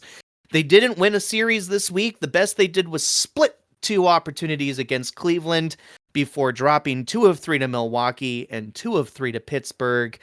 These are teams in the division you really needed to show some teeth against, because these 2 teams may be trending more upward towards the top of the division at their expense now. I mean, Milwaukee, obviously, but Pittsburgh, I'm telling you, there's something in the seawater for those Buccos right at this second. And until Skeens looks more human, I'm not going to, transfer off that narrative. The Reds, however, they just let too much air out of the balloon. Sure, there's buzz everywhere, as there should be, about guys like Ellie De La Cruz doing their thing and Spencer Steer doing their thing, and whether the bromance of Friedel and Fraley will be enough to equate another great player out there, and Jonathan India's sporadic potency here or there. It just didn't equate to a better week for them. Now, how do you think about our Reds falling mightily from number 1 on our countdown last week all the way down, Dan, to number 21? Big topple, pretty disappointing, honestly. TJ Friedel has missed the last couple of games with hamstring tightness too, so he might be out for just a minute. Yeah, yep. I hate to see that, right? And Ellie De La Cruz is up to 37 stolen bases. That clip has decreased recently. It coincided with their win streak we saw the last time that we talked. So maybe, he's sacrificing to not get the easy out because he's been caught a little bit more than I think he's been happy with recently. Mm-hmm. And I think it's worth shouting out at this point, Warren, somebody who's kind of been standing out for the Reds rotation and got a win this week is Nick Lodolo. He's actually got the best ERA on the team with a 2.76 through 11 starts. He has 70 strikeouts, second only to Hunter Green, kind of being kind of standing out and making a name for himself on an already kind of impressive rotation. So while they're tough week for the Reds, I do think that it's just a blip in the pan. I'm not too worried about them. You were talking about NL teams, a lot of them dropping and a lot of them kicking over. I do still think this is the team that's going to step over the line. I do think that they'll make that push and they'll stay in the conversation for the rest of the season. Youth, health, flexibility, they all do contribute to the reason why I can see why you say that. But they're going to be the next team to try to cool down Boston. I know I said that. Cool down Boston. We'll see how that goes for them. And then 3 more versus Pittsburgh. Can they try to swing the pendulum back the other way? We'll see. I'll have to look to see if Skeens is on the rotation for that matchup. And then 4 against St. Louis. another divisional rival and a big chunk of games against them. This is a St. Louis team that's right now as strong as they've been the entire year. So this is a big test for Cincinnati. Win that 4-game set for sure. Good luck. But I can see why you're optimistic. I don't blame you. They're a team that has proven that while they can take their lumps, they can figure it out. And they're one of the more interesting teams to watch, whether they're succeeding or failing. So we'll keep an eye on their games this week, as we always do. How about your next pick, sir, at number 20? We have nothing but the middle to look forward to here. I wonder how much we can lightning round these guys, the middle, that is, before we get to the teams that did so well. I challenge us to speed through them. There's a lot of middle, right? And I feel like there's not a lot to talk about unless we're rehashing ourselves with a lot of these, especially like you mentioned, National League teams. But hey, it spreads to both leagues. So next up, let's talk about the Los Angeles Angels, Warren. Yeah, an appropriate. The Angels, who are still well below 500, but they had a 4-5 week. They took 1 out of 3 against Arizona, and then 2 out of 3 against the Giants. Actually won a series, Warren. We touched on that when we talked about the Giants already. And then they only took 1 out of 3 against Milwaukee. So a 4-5 week for these Angels. A lot of the same story from what we've talked about before. Disappointing offense. Luis Rengifo, who was a bright spot for them, is kind of bouncing on and off the IL. I'm sure you've seen he's an impact player, I think, when he's in the lineup, Warren, but he's been used all over the place to the point where I think it's starting to drag on him a little bit. And I think we're still waiting to see if Trout and Rendon can come back and make an impact on this team, because it's just been very, very meh, I think is what I could say about it. Warren, what do you think? No, dude, the biggest duh of the entire week was the article headline I saw saying Trout's return pushback. Duh. Friggin' duh. I call that they didn't want to go out on a limb and say Trout's season is done because they knew how that would crash everything in Angel Land right down to Been there before. Yeah. Well, surprise, surprise. The guy's not going to be back in exactly the speedy fashion that the team would have loved for you to believe in La La Land or wherever the heck the front office resides for the Los Angeles Angels. I think it's Anaheim, but close enough. Oh my God. Thanks, smart mouth. Let me tell you something. All execs don't go to heaven. Okay. I'm not in love with the fact that the team continues to have so many of its pieces.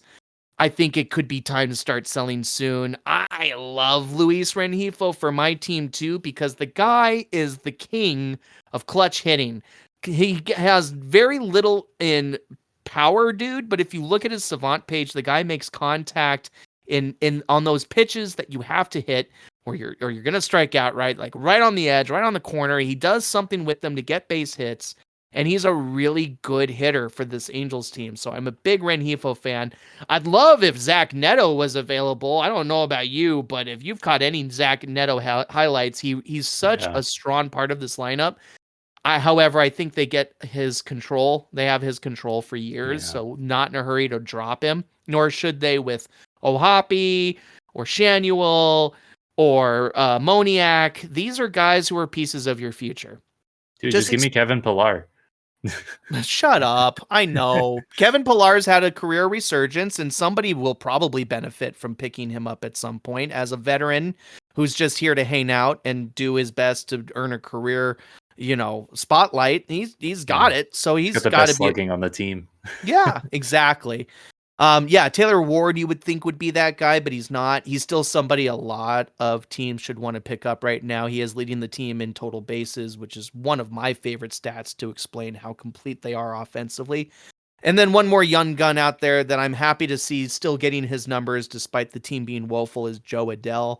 I think Joe Adell finally gets to stick with these Angels, and his contract's bound to allow him to be with them for the long term. So lots of again, let's just fire sale and get the future going, right? The future looks brighter for me in my mind. Get rid of everybody who has the veteran moniker in front of their name. Just let's clean house. Let's get rid of Trout. I said it. Let's find somebody to take Rendon somehow, even if all we get is a stupid reliever. When I say we, I mean Tiffany's team, guys. She's my fiance. I wonder if someone would pay for Trout. Someone might still give you a good pick for Trout. Something, you got to give them a couple pieces. Yeah, I know that if they trade, they would trade only if the kit was worth it. And I don't know. Something's got to be reset in Anaheim for sure.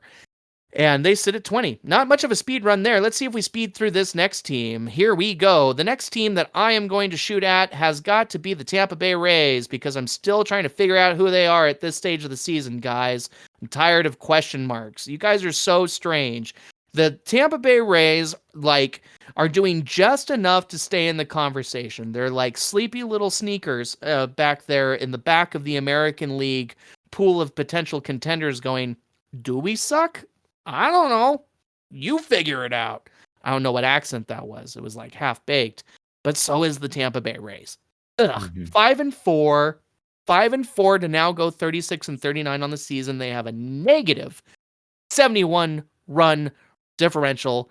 Not good, of course, especially after the team they were last year when so many of these pieces existed still amongst them. With the exception, I suppose, now we have to point out Henley Ramirez, Harold Ramirez.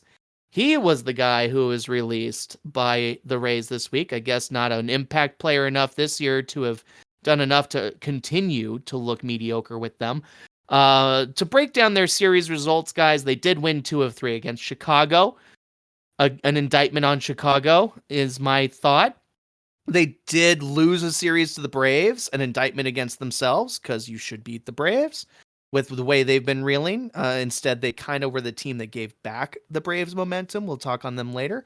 Minnesota was a surprising series win for the Rays. So while they do have a bookended week of quality, the thing is it's the first time this season that they looked like a team able to beat better teams. And you can even argue Chicago's not one of those right now. I still have them there in my heart as a better team, but I just don't know enough about what Tampa can do moving forward because Arozarena inconsistent and Lau's inconsistent and they of course had the super huge disappointment in shortstop land over the offseason and tried to cover it off with Ahmad Rosario, and that's inconsistent. Like everywhere you look, you're not sure who you're getting. You're having injury issues. And if they sneak their way into these playoffs, I take my hat off to them because they're doing such a good job remaining perpetually invisible this season. I'm done. This is an opportunistic team. This is not a playoff team. How do you feel, Dan? I agree. Not a playoff team. Taj Bradley got a couple of the wins this past week. He was absolutely excellent. And we've continued to see parts of the offense pop off. So Randy had a good week. Jose Siri, Yandy Diaz, Brandon Lau. And then we've seen other parts completely just disappear. Johnny DeLuca, Taylor Walls, Jose Caballero. And it's kind of been the story of the Rays team so far this year. And like you kind of alluded to, Warren, we've seen peaks and valleys for a lot of these teams. This team going forward, I feel like we've seen their best. We've seen them on hot streaks and cold streaks. And I just think at their absolute best, I don't think they're a playoff team. I agree with you. I would have had them even a little bit higher because I think they outperformed this week, Warren. I got to say, 2 series wins and stealing 1 win against Atlanta. I give the Rays credit for that. That's their offense or a good start from a guy like Taj Bradley really taking advantage. But otherwise... And I'm just going to riff with you because, dude, you deserve to feel that way because you love the National League. You watch the National League a lot. You probably could have put a couple more teams. As I look at my list here, I know I could have maybe put San Diego here. I could have put Chicago Cubs here for sure. And I know you're closer to those eyes. But in my AL mind, there's nothing more blah than the Rays. So I get that. They're the blah by the bay. But my worry about that, Warren, is like, are they strong enough offensively that they'll hang into that conversation? Because I agree with you, they're not a playoff team, but are they going to scare some playoff teams, and be right there in the hunt till the end of the year? Cool. If they are, it's an amazing approach to winning just enough baseball games that reminds me a bit of the way the San Antonio Spurs out in the basketball world played back when they had all these huge stars. And they're like, we just want to win enough to get to the playoffs. We're going to sit this guy and this guy and this guy. You know what I mean? Right. Like, if they're going to play that kind of game, then cool. Good for you. Way to make that master plan work. But why is that your ambition? Why don't you just win baseball games? I don't know, man. I'm consistently Man, win I don't baseball. know. There's some teams out there that want to win like 54% of their games. It's crazy. Oh, don't Who you friggin' dare, Dan. Okay, now I'm tilted. I'm just kidding. That's a pretty good joke. No, you're right. You're right. But we've watched Tampa Bay behave like a team that has an ambition with a step back. If they blow us away and sneak in, I'm looking forward to the storyline coming fruition because I don't hate the Rays. They've always been one of the teams I can tolerate watching win because they so often lose, Mhm. like they're doing right now. So I'm not worried about it. Let's keep going. Keep going, Dan. Keep going. Keep going. We're at number 18, guys, and dropping as not quite as fast as we have in recent weeks. Can we pick up the pace? I doubt it. Let's see if Dan surprises me. Yeah, man. Let's knock out the Chicago Cubs Yeah, I'm right sure. here.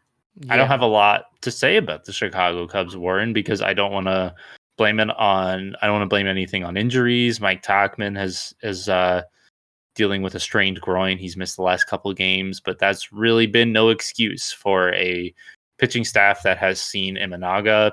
You could argue come back to earth a little bit, Warren. He did have one really good start, but we also saw one kind of humanizing start. I'm sorry, I didn't even say the series. The Cubs took 1 out of 3 against the Rays in the 3-game series. They Yep. took 1 out of 3 against the Cardinals, and then 2 out of 3 against the Giants. To So win very that one. middling. They Yeah, won that one. yeah, one series win there and a win in Tampa Bay and one win against the Cardinals. So that's something to say. And Imanaga got a win out of that. And yeah, I'm not. I haven't been thrilled with the defensive performance, Warren. The same guys in the outfield, Cody Bellinger. We've seen Ian Happ spend a lot more time in left field, and even though he's done well offensively, haven't been happy with the defense. We saw a few close games this week since the Cubs offense hasn't been kicking off. We're not seeing that defensive prowess that you would kind of expect from a playoff team of their caliber. As far as the National League teams being right on the edge, the Cubs very much have an expectation to put their foot in the door. They got Craig Counsell for the exact purpose of maximizing the roster and making the playoffs. So that's the expectation for this team. I still see a team that can hit a hot streak and make the playoffs for. And I remember what we've seen them do at their Right. peaks, but this was certainly a rough week for the Cubs. Yeah, I'm with you, Dan. I exchanged some texts with one of my best Cubs buddies, and he is really mad at me because he says ever since I spoke about Chicago in the brightest light as they prepared for that matchup against the Milwaukee Brewers, right? The 4-game series we keep referencing week after week because that was the turning point for these Cubs. He says that is when everything fell apart. Shota got dinged around for the first Yeah. time. Brewers bonked him, and since then they've dropped, and he's kind of right. You look at the clip this week, and you do think like St. Louis, being whom they are, sure, like they're stabilizing, and we're watching that. But it's kind of at the expense of the Cubs a little bit, and otherwise Tampa and the Giants, nod your head if you agree, they were beatable, like you said. They're just beatable teams. And so to walk out of a 9-game series with these 3 squads with a 4-5 record, a losing record, you just have to hang your head a little bit and go, this ain't it either. The rotation on paper, we talk about every week, should be fine. My Chicago buddy blames the bullpen. And I was just looking around the bullpen thinking, how are they doing? I would love to have my ERA for the bullpen up right at the moment, but I don't. I do know that Tyson Miller, a former reliever for Seattle, got picked up here, and he's one of their better arms at this point with the lowest ERA of their reliever squad at 1.23, but he's also only pitched in 13 games out of what is otherwise, there are bigger clips like Mark Leiter Jr. Is a great example of somebody who's got a huge ERA of 5.34, having pitched only 28 innings. It's not where he wants to be. So maybe guys like that are part of the problem in his mind. Your Julian Merriweather seems like a better bright spot. You kind of wish he was around more, having pitched only 4 innings. Like, I don't know. I'm floundering a tad only because it just seems like you would expect the offense to be able to buoy whatever pitching issues they're having. So it's kind of a surprise they're not. And as to your credit, you already kind of broke down those pieces that are inconsistent. And maybe we just leave it at that. Who needs to get hot, Dan, if we can even take a stab at it? Is there a guy who especially needs to get hot to help this team get back into the place where they were? I mean, Bellinger sounds like he's been fading a little bit recently, for example. You need Yeah, him to do better. Bellinger and Suzuki as their DH could be a little bit Yes. more consistent. One thing I'll say, Warren, that maybe attributes to you talking about the bullpen and just pitching. The Cubs DFA'd Yan Gomez and actually picked up a catcher that the Mets just DFA'd, Tomas Nido, right before they played the Mets, which I Oh, can't help yeah. but feel like is them being like, "Hey, Tomas, welcome to the team. Tell us everything you know about the Mets," and then they'll cut him after the series. But honestly, Tomas is Wow. a fantastic catcher as far as his calling of games, his framing. Pitchers are very comfortable with him. I wouldn't be surprised if the Cubs are really happy with him and they get better performances from pitchers, starters, and bullpen guys with Nido in there. Hey. Well, if it pays dividends for them, a good move. Are you going to miss Nino for the Mets, though? Honestly, yeah. So Luis Torrens was doing so well, kind of forced us to cut Nido. I think we would have wanted to keep him. Um, it's unfortunate. Would have loved to keep him on the team. He's been a great backstop for us. He's been in our system for 10 years. So I Wow. wish him well. He can be a starting catcher in the league. He really can. So I hope he sticks it with the Cubs.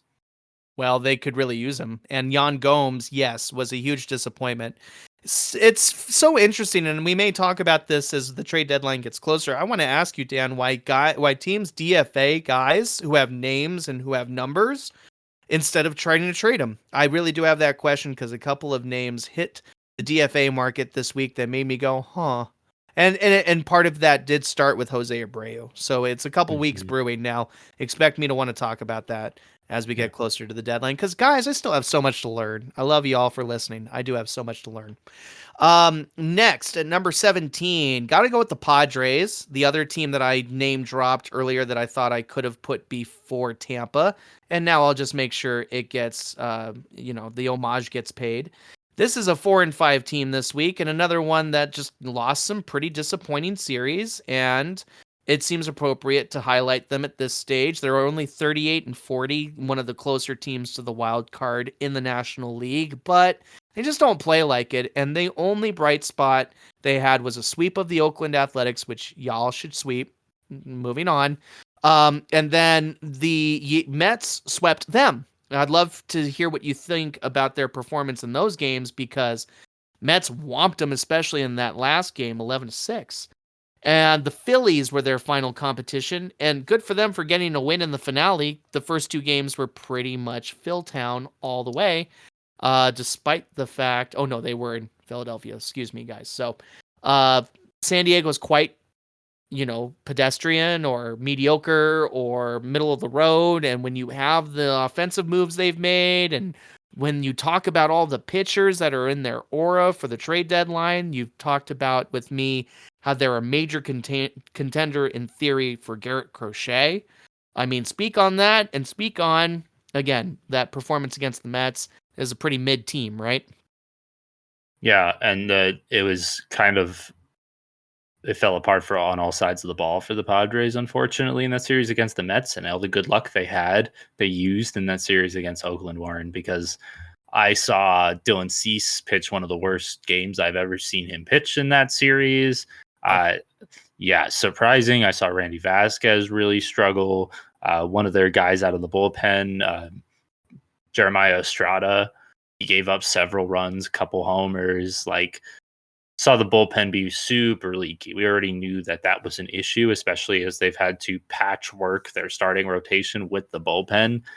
And when the offense isn't, I guess, absolutely potent, it's not enough because we saw a lot of games this past week where the offense delivered. They scored 3, 4, 5 runs. I mean, and it just still wasn't enough.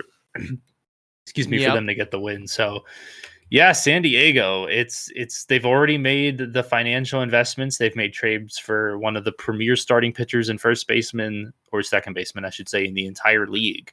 So you start to ask the question, Warren, like, what more can you really do? How much more are you willing to do to make this team better? And is it going to even be enough to make it through the NL? Well, with the talent they have and with the money invested, Dan, do we point to the coaching yet? Do we point to the managers yet? Do we It's think, his first year. well, that's kind of a thing. When you think Yeah. a rookie general manager who might not know how to get just a little bit more out of the guys like Machado, who are so good that don't perform that way, or are they like find these solutions that you kind of expect to find with the talent on the field and the culture that you have. I mean, San Diego baseball is beloved in San Diego. They have one of the finest parks and the finest climates for the sport. Like, you've got the talent on the paper that says this is a quality team right on the cusp of playoff contention. Even in practice, they are. So why are they kind of sort of stinky, Yeah. and inconsistent? I think you kind of might need to look there. And if that's the case, I mean, it doesn't matter how much money you put into the thing, they're not going to have their head on straight. And that's what I'm starting to think could be the culprit. And only consistent play moving forward will help with that. Can they get it against the Mets, who will take them on in a 3-game series this week? Then they get the Giants. That's a fun rivalry to revisit. This time they'll do it with 4 games, though. We'll find out which of the mid-sands are truly the middest.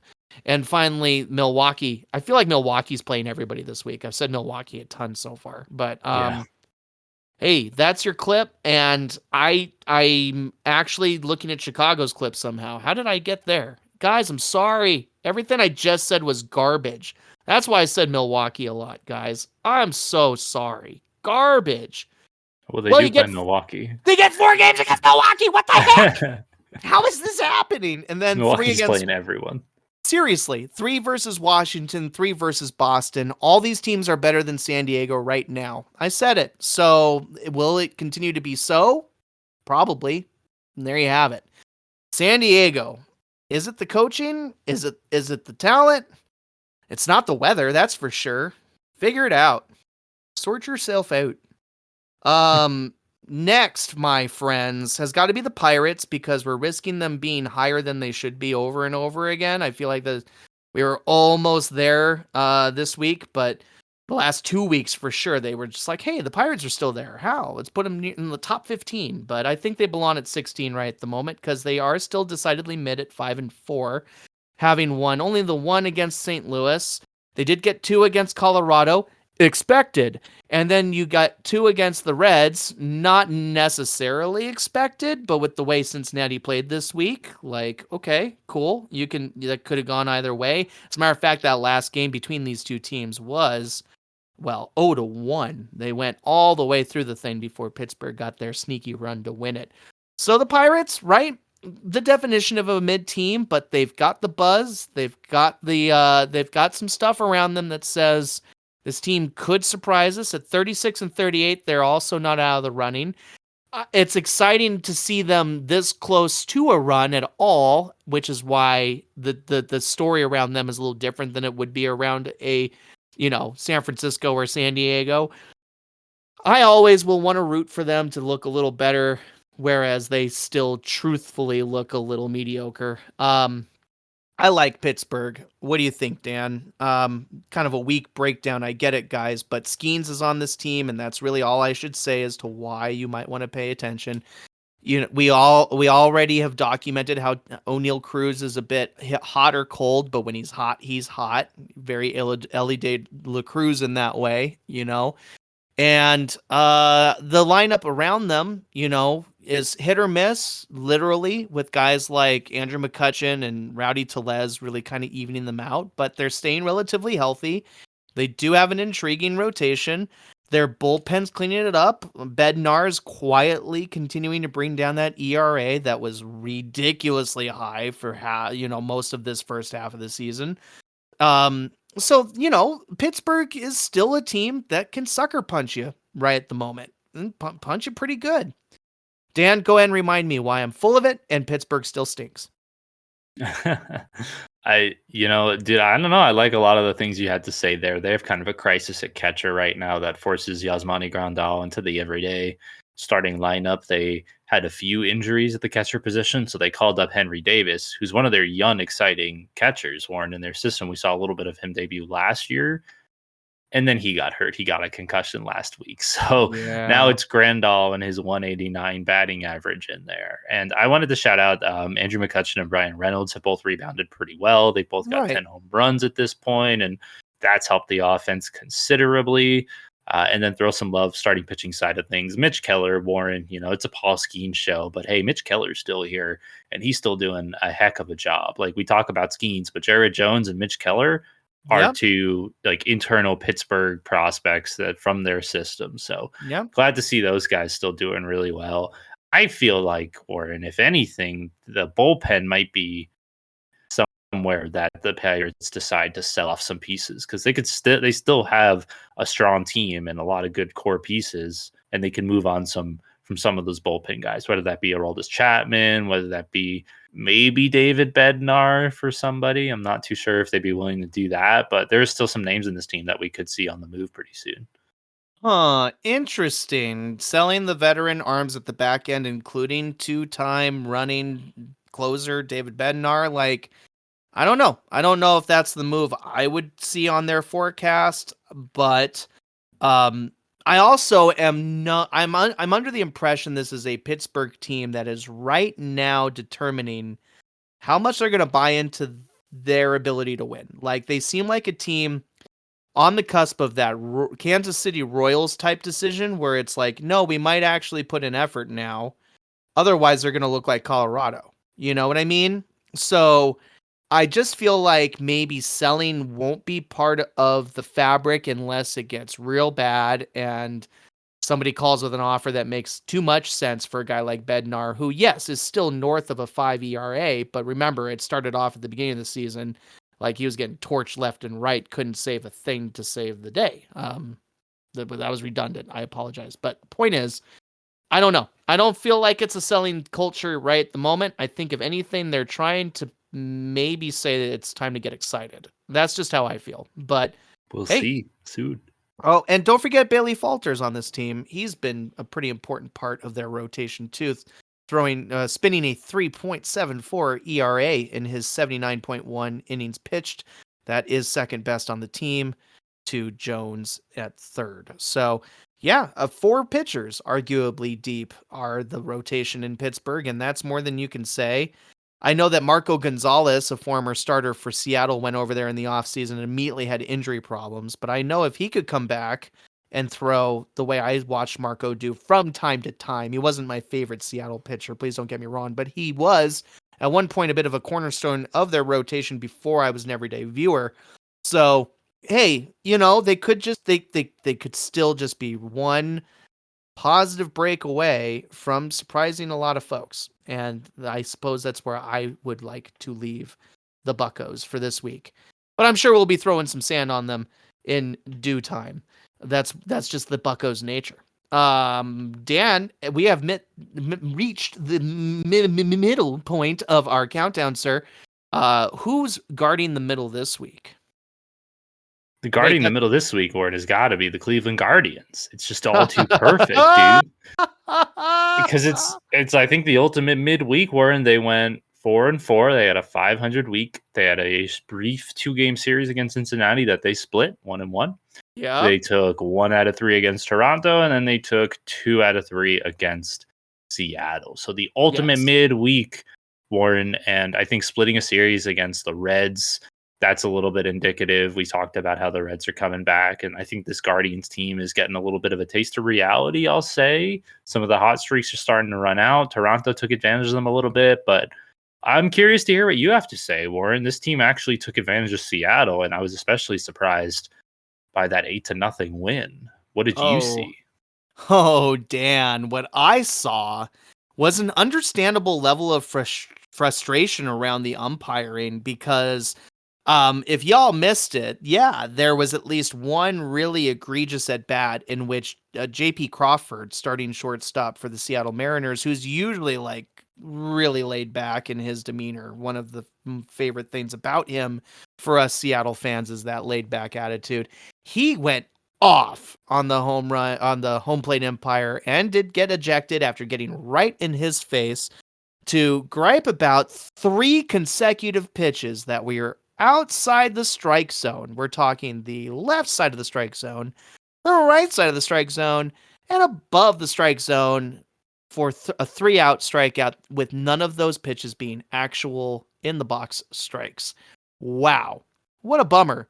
That whole game, the 0-8 was just like bad break against Seattle after bad break against Seattle. And for the record, I mean, as soon as he watched his shortstop get tossed, Scott comes out. Scott Service, folks, 9-year general manager for the Mariners, who, you can ask any Seattle Mariner on a Monday, and they'd say fire him, and then you come in on Wednesday, and they're like, we love Scott, right? It was very hot and cold, very hot and cold. But he's very much like a dad's coach.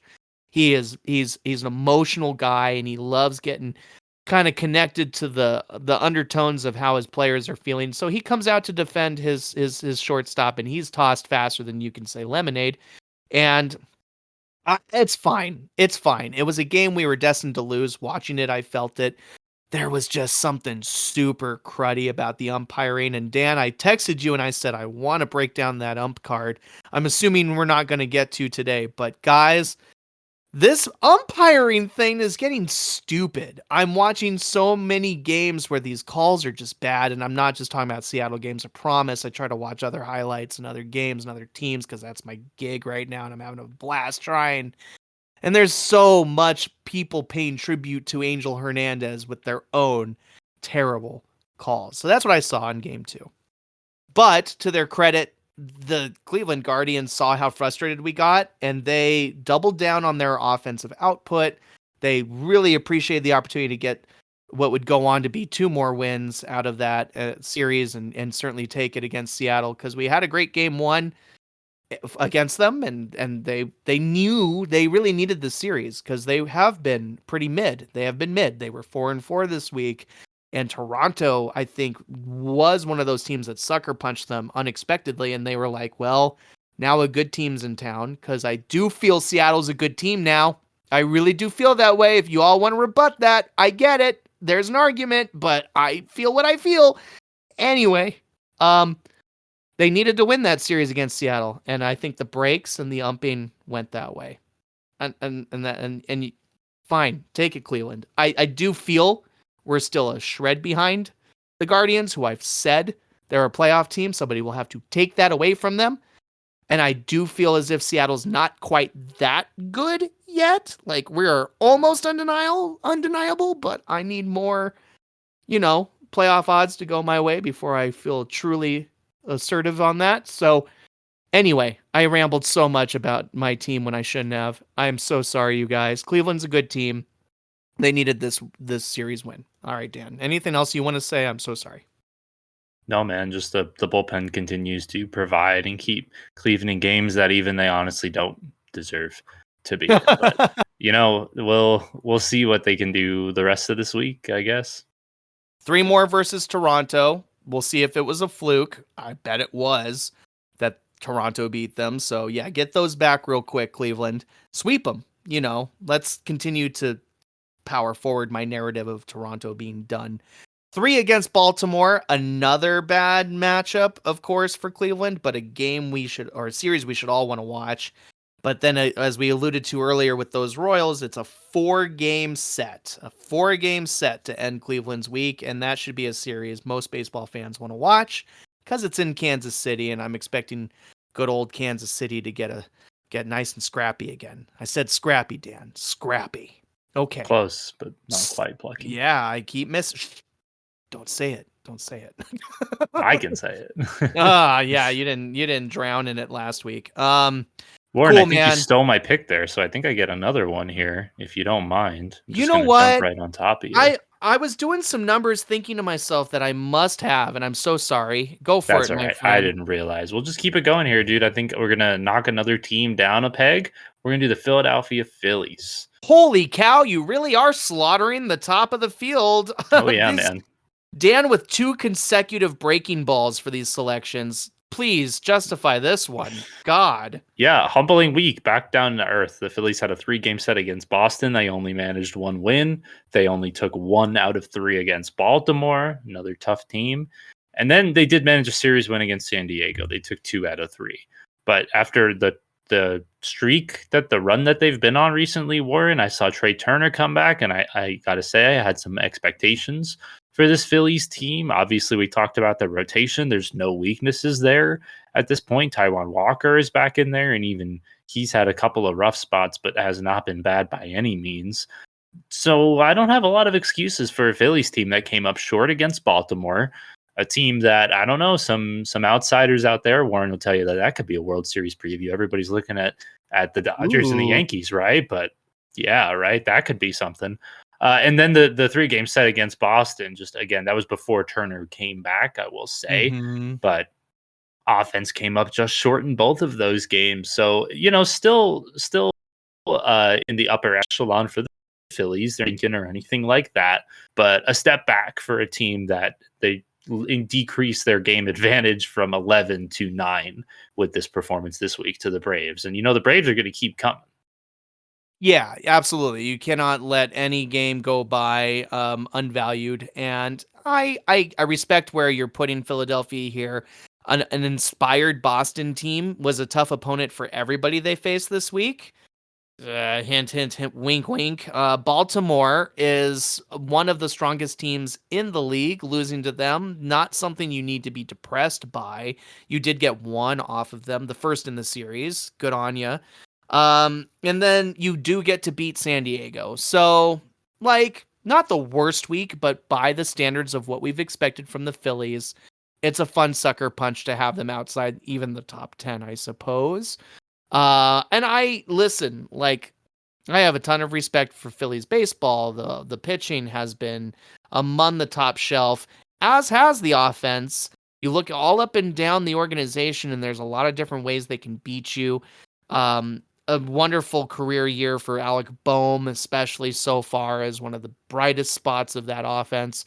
And a rabid fan base, strong coaching staff. This is a team that we're not worried about in the long run, except if they have to face our teams in a playoff ramification capacity. So Philadelphia is great with a plus 104 run differential. Until recently, they were the tops in the league in that stat. So we're not actually worried.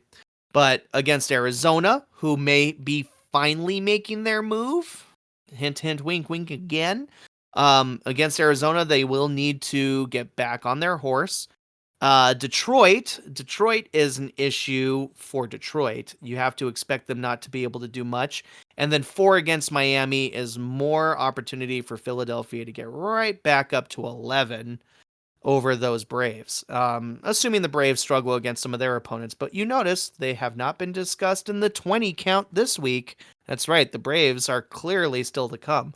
So in a double whammy of curveballs from my boy Dan. I'm impressed, I have to say. Didn't see that coming.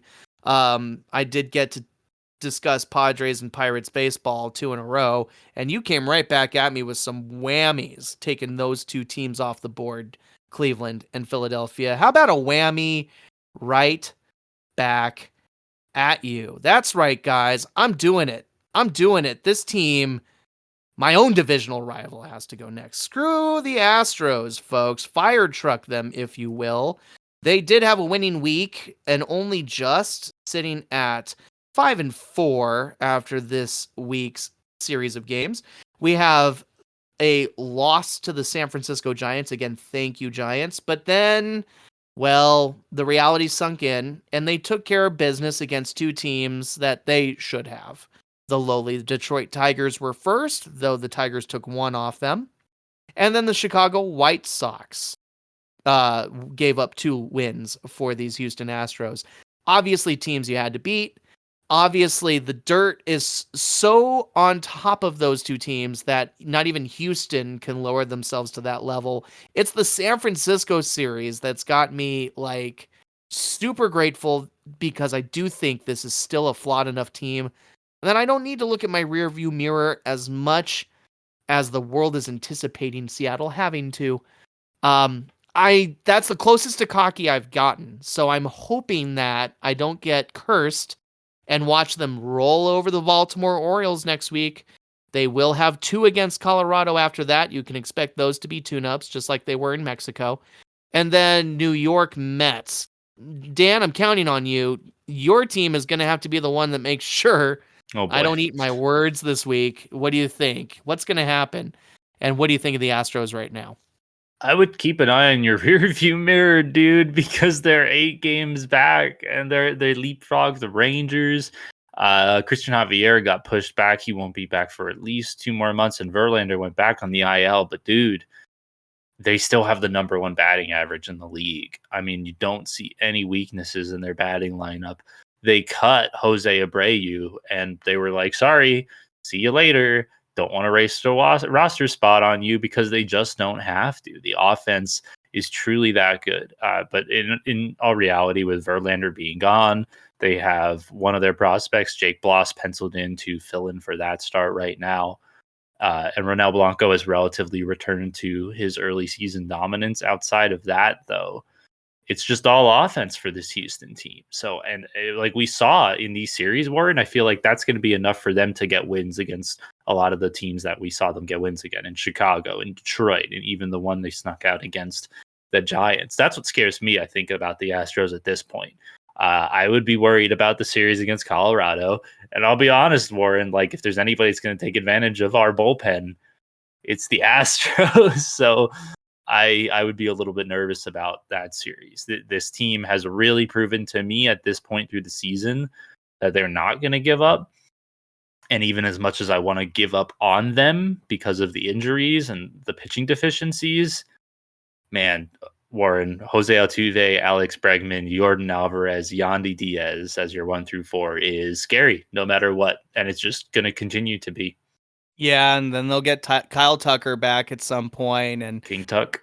Yep, I'm aware. Let's just say I'm aware. I tried a little bit to be happy this week, and look what you did. You put me right back in my place. Sorry. And maybe the Astros will do it for you next week, and in another 10 games, well, I'll be lighting some more candles, Dan, getting the Ouija board out, starting to curse some folks, but hey, I did my best. I put them at the unlucky number 13 this week. So I did my best to deflate their momentum. We'll see what happens. Yeah, guys, I'm superstitious, apparently enough. Okay. 2 more teams of mediocrity, guys. One is the Athletics' number 1 pick for the best team in baseball. And the other one is, well, another potential returning playoff team, who took a year off last year.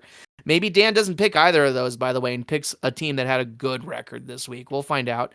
But it's all on you, Dan at number 12. Did I call you Dad? I don't want to call you Dad. Happy Father's Day, by the way. That's true. That's true. Happy Father's Day, folks. Warren, I'm going to have to go with the St. Louis Cardinals here. I don't think I'll surprise you too much with that. Yep. I want to kind of call out that they are now 6.5 games back of the Brewers. Really quite an accomplishment considering where they were in the division. They've leapfrogged the Pirates, the Cubs, and the Reds. They are sitting exactly at 500. 37-37, Warren. They had a 5-4 week. They took 2 games out of 3 against Pittsburgh, and then 2 games out of 3 against Chicago. A couple of nice series wins. Unfortunately, they only took 1 out of 3 against Miami. And that's the consistency we've seen with St. Louis this year, Warren, right? It's a couple of great divisional series wins, some close games in there where we saw some really gutty performances by the pitching staff. Yeah. And then they just kind of series loss in Miami, give burgers away to everybody. I mean, that's a little bit frustrating for me, but I am happy to see the Cardinals team starting to come out. We've seen breakouts from Mason Wynn, who's now getting his batting average close to 300 at this point. Very impressive. Ooh.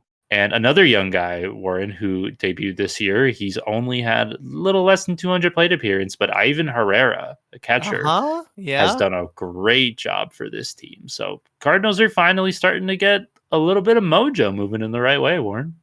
Yes, and of course, I'll always highlight that you felt like this team was going to be ready to take the division back. And when I catch their highlights, I appreciate what they're putting on the field at the moment, and it's interesting to see which of their pieces is getting that heat and which ones aren't. I dare say the younger ones are the ones moving a new culture of winning Cardinals baseball Definitely. forward. Right. And that is something to be excited about. A turning of the page of the franchise's history. It's what we had to expect to happen in order for them to get back to the top. And it would be cool to see such a storied franchise find themselves truly, well, able to turn that page once and for all after the Adam Wainwright goodbye season, right? What a trudge. Anyway, we've got 3 San Francisco Giant games to look forward to in Cardinals land, and then 3 against Atlanta, and then 3 against Cincy. So we've got, maybe one series that looks winnable, and even then the Giants, are kind of where the Cardinals are at.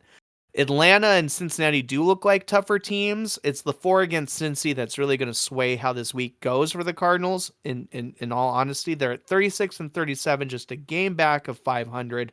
They've been hovering around there for a few weeks and have been in a position to be a wild card team if the playoffs started tomorrow. So mission accomplished as far as getting back into people's minds as a potential playoff team, but can't stop now because then teams like Miami take advantage of you, whereas you're beating the teams that you can beat in Pittsburgh and the Cubs. So just watch out. Do not take your foot off the gas, St. Louis.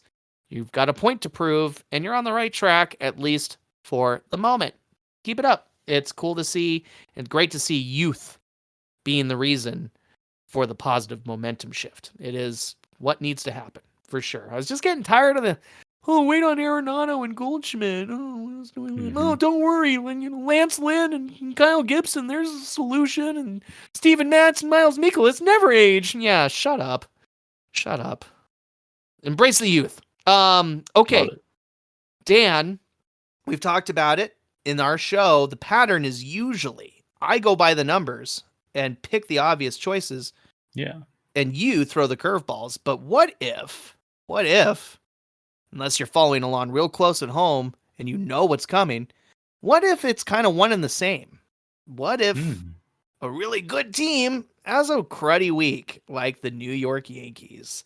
Whoa. How about the Yankees resting outside the top 10 at number 11? I did it, guys. I need to point out that while they did take 3 of 4 from the Royals in Kauffman, an outcome that wasn't easy to bank on. I didn't go and place bets on it.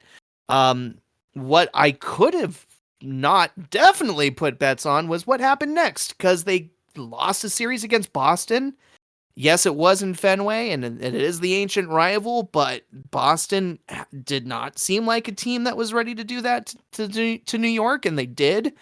And then you get the team that's looking up at you in Baltimore, and you have to expect the Yankees to want to stifle that momentum, and they couldn't. No, they could not. Ending their series, by the way, with a 5-17 butt kicking. Okay? Butt kicking at the hands of the Orioles. So a 5-5 week. Obviously not the worst thing that could have happened to New York, but does let me put them right down here, just outside the top 10 for this week and this week only. And I'm enjoying the opportunity. Doesn't matter how hard Judge can hit. I believe Soto has continued to be out, so I haven't watched every single game to confirm that, but I believe that's the case. Garrett Cole got to return. That's maybe the best news for our friends out in New York, but I do also believe that did not result in a win. So are we that happy? How do you feel about the Yankees after the week they had, Dan? Yeah, definitely starting to show some cracks.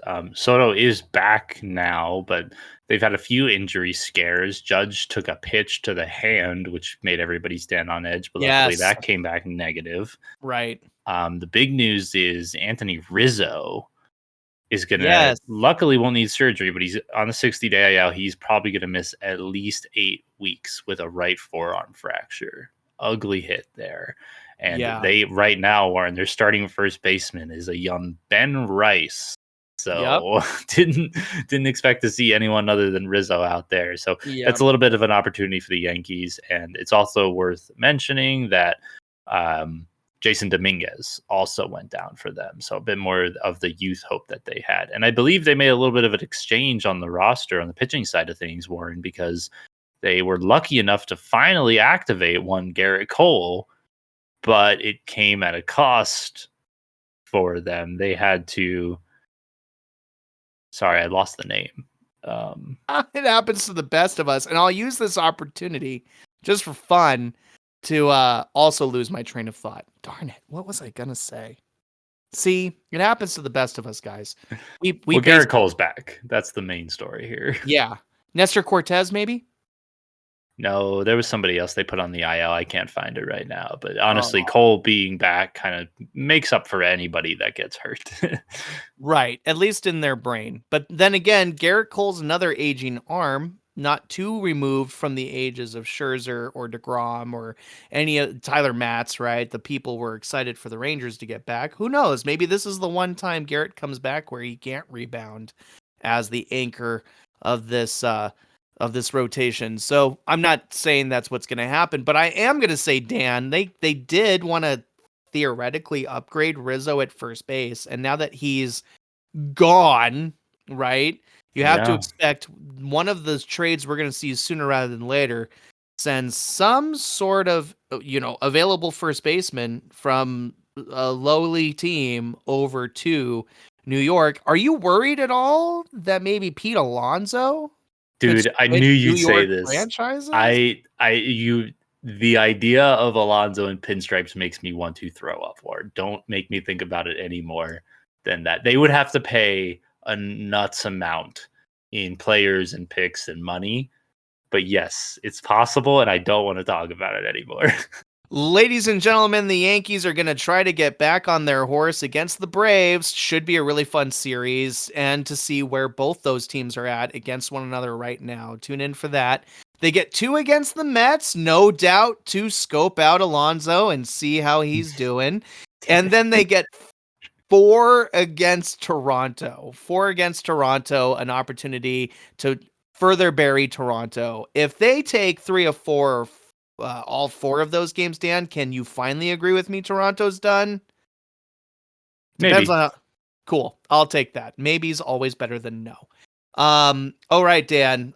New York can be left in our rear view mirror. Now we have nothing but winning teams. All these teams got maybe 3 more wins than they did losses this week, and so I'm super excited to see how they list out.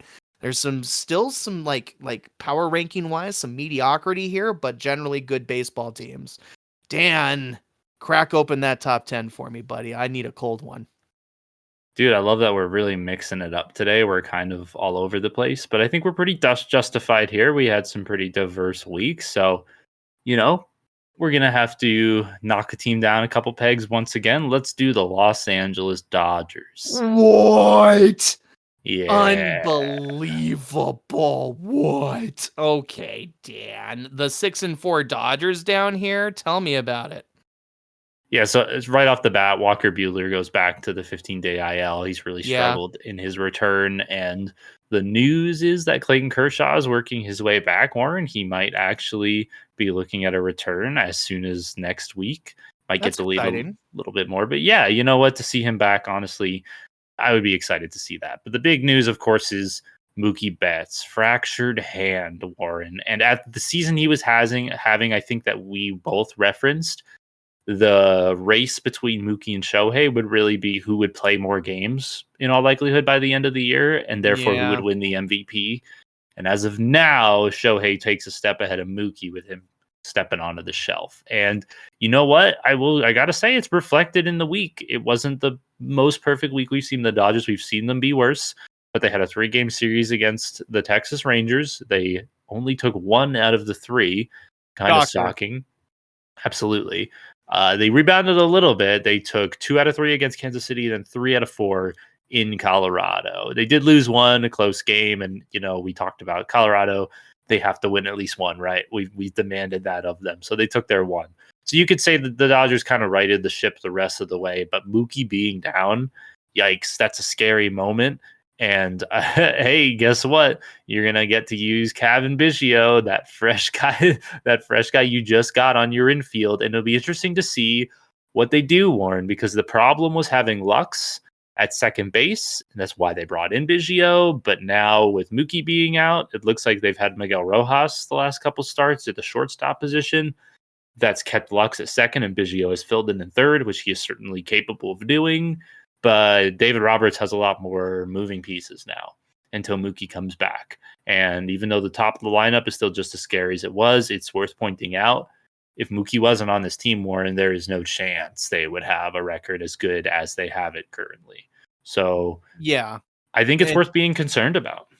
Yeah, I think it is worth putting them at ninth too, because that's maybe the kind of blow that it's very symbolic of what it's like to lose a Mookie Betts for this team, who's like the heart and soul, right? The heart and soul.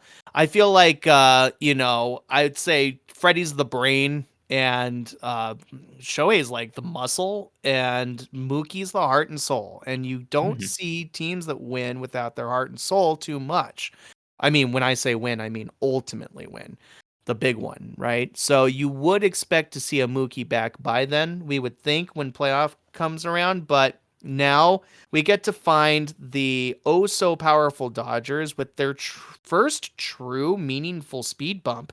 And when you think about it, at 47 and 30, they they're obviously so darn good, but they could have been even better at this point, ready to weather the storm. So we could see some drama here. We may get surprised, especially, dare I say it, Dan, while Arizona has yet to be talked about today. Just saying. True.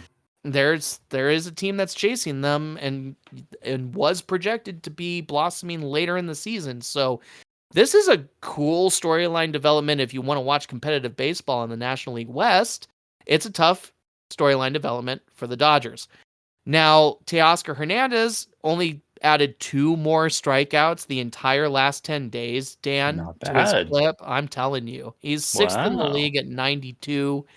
6th in the league at 92, and he's just a whisper ahead of my Julio. So I'm, again, not super stoked to highlight that every week, but also Teoscar wasn't quite the juggernaut he's been in the headlines the last couple weeks. So we will see how Los Angeles begins this Betts-less tour as they get ready for 2 against the Angels in the Freeway Series. That should be fun, if only just to see if the Angels can be scrappy against them. We'll have 3 against the White Sox to see what happens there. Obviously the Dodgers should sweep that. And then we'll have the Giants to welcome them in San Francisco after that. What about Yamamoto? I realized Yamamoto got injured too. Dude, just looking at the list of the injured pitchers in the Dodgers roster can I just rattle some off for you real quick? Because it's kind of gross. You got Walker Buehler, Tony Gonsolin, Kyle Hurt, Clayton Kershaw, Dustin May, Emmett Sheehan, Yoshinobu Yamamoto. Dude. Yeah. That is unreal. That is 7 starting quality pitchers that are all on the shelf. Half of them getting over Tommy John. Well, I shouldn't say half. 3 of them getting over Tommy John. The rest dealing with shoulder, hip, that sort of thing. But still, just unbelievable the poor luck the Dodgers have had on the pitching side of things. Dude, number 10 for the Dodgers. I thought it was 9, so I had to quickly correct myself there. It's understandable. They sound a lot like the Texas Rangers when you rattle off an injury list that long. Yeah. And both these teams expected to be, obviously more stable, more powerful, more strong. Again, just an interesting storyline development. I'm sure the Dodgers will show us how it's done in weathering the storm, because there are so many different things their coaches and minds can do, sure. And they still have Shohei Ohtani, and they still have Freddie Freeman, and, there's a lot of guys you can shrug and say they still have that. So their season starts in September, honestly. Ooh, yeah, we knew that. Totally fair.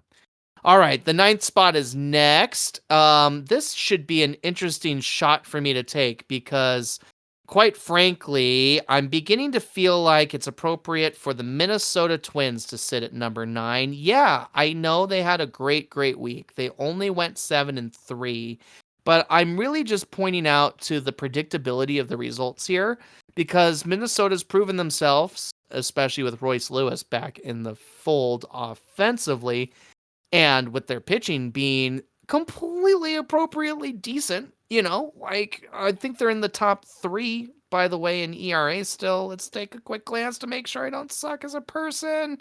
Oh, shoot, I'm totally full of it. The Twins are never mind, I shouldn't have said that. Anyway, guys, what I'm trying to say is the strength of schedule made this a pretty humdrum result for Minnesota. They had 2 victories out of 3 against Colorado. That was at home. Then, while at home, they did sweep the Oakland Athletics, all 4 games, 1, 2, 3, 4, but you get where I'm going here. And the true result that has them lower in the top 10 than a 7-3 team would be is that the Tampa Bay Rays were the team that took 2 of 3 of them to halt their momentum. And the Tampa Bay Rays, as I've already discussed, are largely invisible to me and do not fit the mold of a thorn in the Twins' side in my mind. So a disappointing result at the end of the week, but at 7-3, yeah, statistically this could have been a higher team. I think I'm being kind of a jerk putting them here, despite the fact they're 41-34, 7 games over 500. Right now, I'm pretty sure a wild card team in the American League, just 9th best, for me because of that Tampa Bay Rays result and the predictability. What do you think, Dan? Am I being harsh? No, I don't think you're being too harsh. Max Kepler exited that last game more into the Rays too. It's worth saying, and Mm-hmm. he's somebody that's been a force for them offensively. So that would be concerning. But yeah, the taking advantage of Oakland is exactly what you want to see, and a gutty series win against Colorado. We know how they can outslug teams, and they had some real high scoring games. One of those games was a 17-9 win Yeah. for Minnesota, which is nuts. Definitely worth pointing out though that that Luis Arise is so glad that he's not in the AL ward because Royce Lewis is giving him a run for his money. He's it's still pretty early on as far in terms of plate appearances for Royce, but his batting average is at 380 right now, Warren. Oh yeah, what do you know? My batting champion? Yeah, his slugging is 900, and right now he's not going to be eligible for any of those categories until he hits 200 plate appearances. So we'll see how he gets up that way. But yeah, I will say it's been a welcome addition to this roster. He's been exactly what they needed. Dude, yeah, and that's kind of what scares you, right? Minnesota may have had the blueprint right the whole time, and now they get a chance to prove it. Again, health is one of their greatest enemies out in the in the Midwest, but we'll see how it goes. And I'm excited. I didn't realize Royce was on fire on that level, and that makes me feel pretty cool for a second. So See if he can keep it up. I'm stuck in my vanity for a moment, but I thank you for that acknowledgement. But yes, largely otherwise a mediocre Twins result. And let's look forward to see if they can slug their way through their next clip of opponents.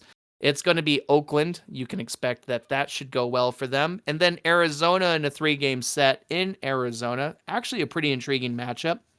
Oh no, then 3 more in Seattle. So I get another shot to see if we can halt some of this Twins momentum. Thankfully, they'll have Arizona to potentially cool them off first, but Arizona, we all know how flimsy they can be against teams with real moxie, which Minnesota's really starting to emerge themselves as one with some real moxie. Dano, we are magical number 8, and I love number 8. It's actually my favorite number. I bet the next team you pick will be one of my favorite teams. I don't know. Let's find out. Warren, is one of your favorite teams the Washington Nationals? They're such a cool story this year, and you got to agree with me at least a little bit. I mean, even with CJ Abrams, getting an MRI here in the next few days to check on how he's feeling, you just kind of gotta enjoy watching the Washington Nationals play baseball because they're doing more than they have any right to be doing, especially right now. And you yourself saw that. Why do you put them so high? Yeah, well, they had a really good week. They went 6-3 this week. They took 2 out of 3 against Detroit and then a sweep of Miami. Pretty impressive. that's a division rival and somebody that obviously Miami's trending down. We know that, but still nice to see them get some dominant wins over them. And then they took Mhm. 1 out of 3 against Arizona. And for a team that's been on the downs, they are really staying close to 500 and they're staying in that conversation. I think it's been pretty impressive. You got guys like CJ Abrams, despite that injury we just talked about. He's been doing really well, batting at a 261. Something that we've talked about before, Warren, but it's worth mentioning again because they've really maintained it. Uh, they're quick on the bases. They are third in the league right now as far as stolen bags are concerned. They have 4 players in the double digits, including Jacob Young, Jesse Winker, Lane Thomas, and CJ Abrams. And it's actually Jacob Young leading the way, Warren, with 17 stolen bags, and then Lane Wow. Thomas with 16. So this team is still moving around the right way. And I will say that they have a starting pitcher that has debuted for them this year. DJ Hers is his name, Warren. Yes. He started 3 games. He's got 21 strikeouts through 14 innings pitched, a 3.77 Wow. ERA. Like all of a sudden, they have a second punch behind Mackenzie Gore. So, this is kind of what they wanted to see from some of the younger guys that we said would get a chance on this roster. So, really happy to see Washington moving the right way and getting wins against teams that they should. Sure, absolutely, and some against teams they shouldn't. Sure. Yeah, I certainly see that. And DJ Hers, how about a 13.2 Ks per 9 with the stats you Yeah. just launched? Like that doesn't sound sustainable. I don't know how many numbers like that exist in the league. Yeah. But they're finding talent. They are clearly showing they know how to develop talent as this Washington team. They're fostering a couple young names that bend our ears from time to time and get us to perk up. And that's just kind of the theme of the Nationals as a whole, is they're not a team that is clearly a front runner to sneak into the wild card race, but they're going to behave like one. They're not playing tamed and they're not playing scared. They're playing up to their opponents quite frequently, and it's making for entertaining baseball. And we've talked about it. Yes, you're right. Over and over again this season is how they've clearly copied portions of the Cincinnati blueprint to run on their opponents, and they've topped out the league in stolen bases here or there this year. So look for them to keep it going, clearly committing to whom they are. And it'll pay dividends before too long. They're maybe just a year or two away from becoming more perennial playoff contenders, perhaps. Pleasantly. Pal. Okay. Next up for the Nationals, 3 against Colorado, 3 against San Diego, 3 against Tampa. Winnable series. All 3 of them. So let's see if they finally crack above 500 by the end of this next 10-game clip. And yeah, do expect us to record, by the way, guys, on the 29th or 30th of June for our next show. Kind of a weird place to put that, but we hadn't said that yet. So expect another 10-game clip as we get closer and closer to All-Star Baseball and, of course, the trade deadline, which is hyping us up. And also hyping us up is the number 7 team. The team to go next is a tough one for me to single out, if only because, quite frankly, the rest of these teams look on paper like they could punch each other in the teeth any given day. All right, guys, how about the Milwaukee Brewers? I'll be the one to say the Brewers' names. These guys solidly won all 3 of their series relatively nonchalantly, which, surprises me because they were not looking so prepared to be leaps and bounds above their opponents as recently as last week, where they were at number 14 in our countdown, behind teams like Pittsburgh and Arizona and Houston.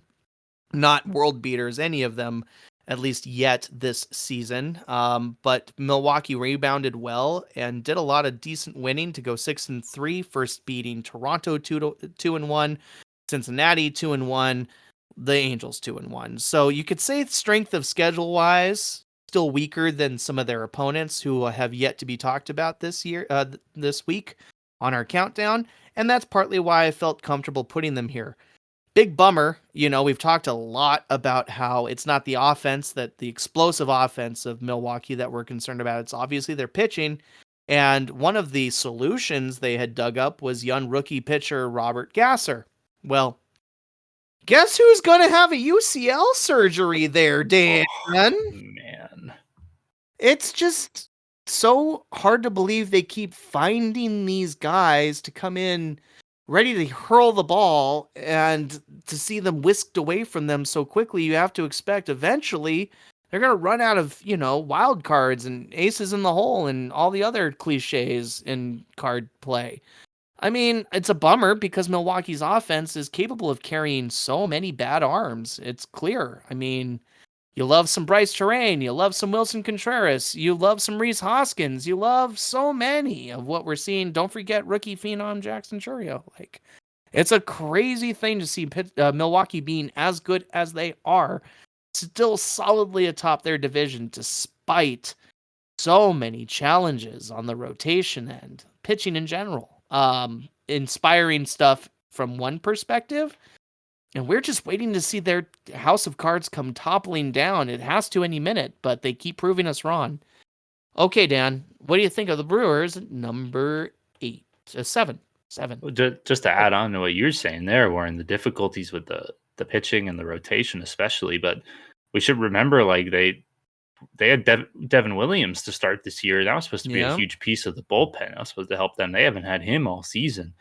So it's very impressive what this team has managed to do. And I keep on waiting for the teams behind them to catch up. And it's worth noting that the rest of the teams in their division are between 6.5 and 8.5 games back behind them. They're all very much forget the phrase. They're very much still close enough that they can catch the Brewers. So the Brewers cannot take their foot off the gas. And to be fair to them, they haven't. They've been aggressive. Their offense still ranks the top 10 in most categories, except for home runs. We only have 2 double-digit home runs in Reese Hoskins and Willie Adames. But you're right, Warren, that they have really overcome every adversity thrown their way, every injury, tough series, you name it. This team is gutsy. And I wanna say that someone's going to catch them and they'd be struggling for that wild card spot. But I don't know, despite the performance from the rest of the division, the Brewers are holding out. Maybe they really can hold on to the division title. They're almost there. Almost to the halfway point. And that's why I giggle, right? Like, that's why I giggle. There's so much more baseball left. We can see the drama building from week to week on some of these teams, and Milwaukee's definitely one of them, because you're right. No one in that division is out of reach. Zero, especially so. Like, obviously, you could say that's the case for every division. Even the Rockies and the White Sox can run out and make us all look stupid. Well, almost. Well, I think the White Sox literally can't. But anyway, the thing is that there's a lot of baseball left to be played, and when you've got 4 teams slowly figuring themselves out, breathing right behind your back, and you're the luckiest divisional leader in everyone's minds, like the Brewers are, no one had them here, and we know it. They're the darlings of MLB when you look purely out of underdog status. This is still the most interesting division in baseball, and it's only going to get more and more interesting. The pot is brewing, literally. And will they be brewing much longer, or will they have to carry or hand the keys over to somebody else? It is really compelling. Pot. Yo, get off the pot. That's true. Brewing pot. Yeah.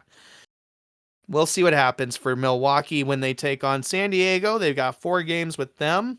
Should be an opportunity for Milwaukee to continue to bulk themselves up with the way San Diego's been playing. Same can be said when they take 3 games. The same can be said when they play 3 against Texas, because Texas has been reeling, and same can be said for the reeling Cubs. So maybe Milwaukee gets an easier week, but you got to look at that. Some of these teams are going to try to get off of their losing trends against the Brewers. So very interesting week for Milwaukee. Could be a good week to watch a lot of their games, guys. So sitting at number 8 feels fair, or 7. Why am I'm fixated on 8 right now. I wish it would go away. It's just stuck there. Okay. How about number 6? The Risers have arrived. That should help me forget about the number 8. These are our top 6 teams in baseball, and a couple of them haven't been this high before. I'm almost certain a couple of them have, and I'm sorry. So, Dan, at number 6, you get to go first. Yeah, dude, let's do the Baltimore Orioles to start things off. Oh my God, are you sure? Yeah, man. We're gonna have to do Baltimore because as impressive as a week as it was for Baltimore, they didn't get any sweeps, and I think we had some other teams that did get some sweeps, so I give a little bit more credit to that. Interesting. It's worth noting Baltimore had a 6-3 week, and they had a heck of a run, Warren. They had 3 against Atlanta, 3 against Philly, and 3 against the Yankees. And That's what I'm saying. They took 2 out of 3 in all those. I hear you, dude. They won 3 tough series. Yeah. I get it, and I understand. But to me, they dropped 1 in each of those. They lost 1 to Atlanta, lost 1 to Philly, lost 1 to the Yankees. I don't think any of those teams are as strong as what we've seen. We just talked about all of those teams already, in fact. Well, we haven't talked about Atlanta, have we?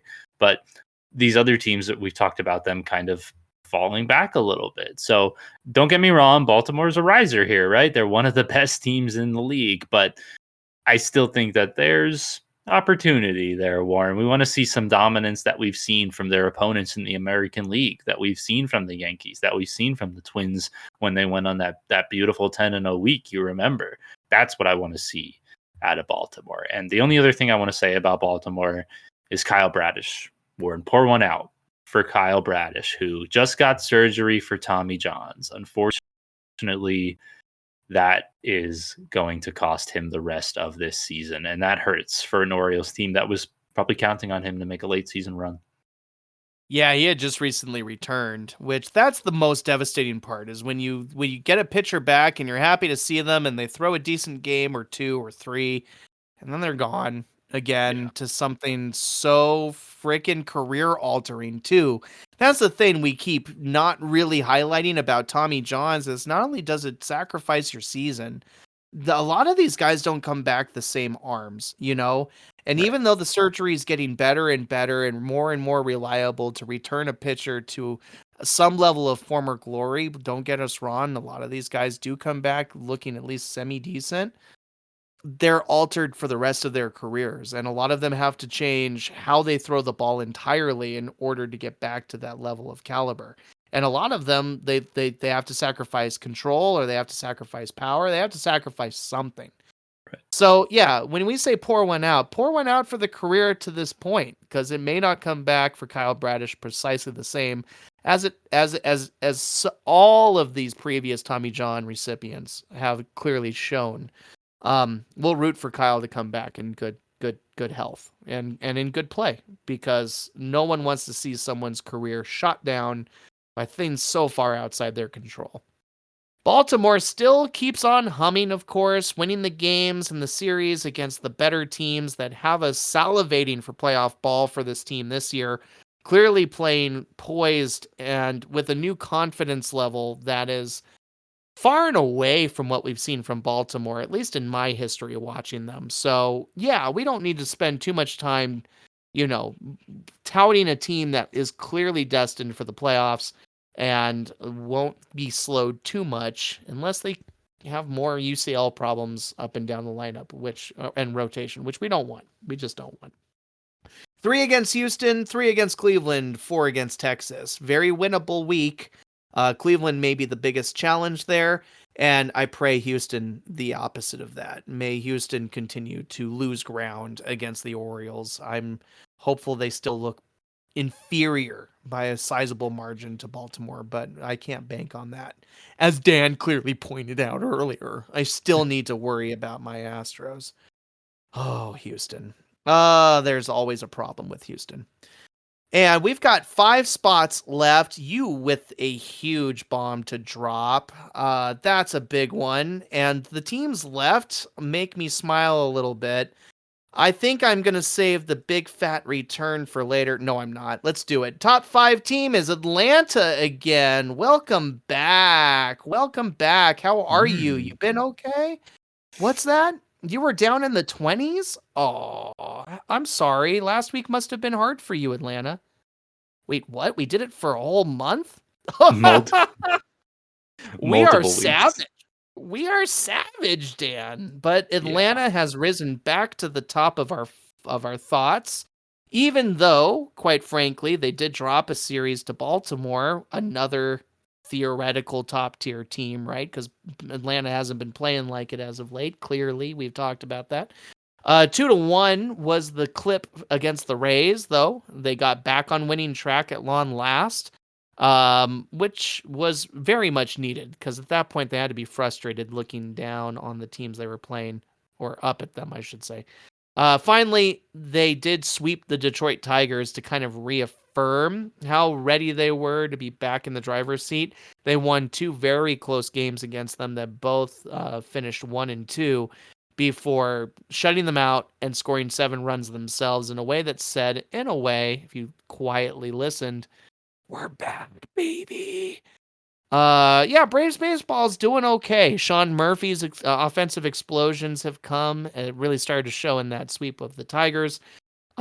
We do see Michael Harris go on the IL for the next 10 days. Hopefully that doesn't curb their momentum too much, unless, of course, you're Dan and you don't mind rooting against the Braves. And I guess I'll go ahead and say I know Jared Kelenic is he's at 6 home runs, and as long as he's behind Julio, who sits at 7 right now, I can say I'm okay with the fact that Jared's on another team. But I'm paying attention. The kid's gonna be a good hitter. So let's just hope that he's not a thorn in the side of Atlanta's efforts to get back into the playoff hunt. Well, they've never left. Don't get me wrong, but they've been behind the 8 ball for a couple weeks. Let's see if this is a return to form.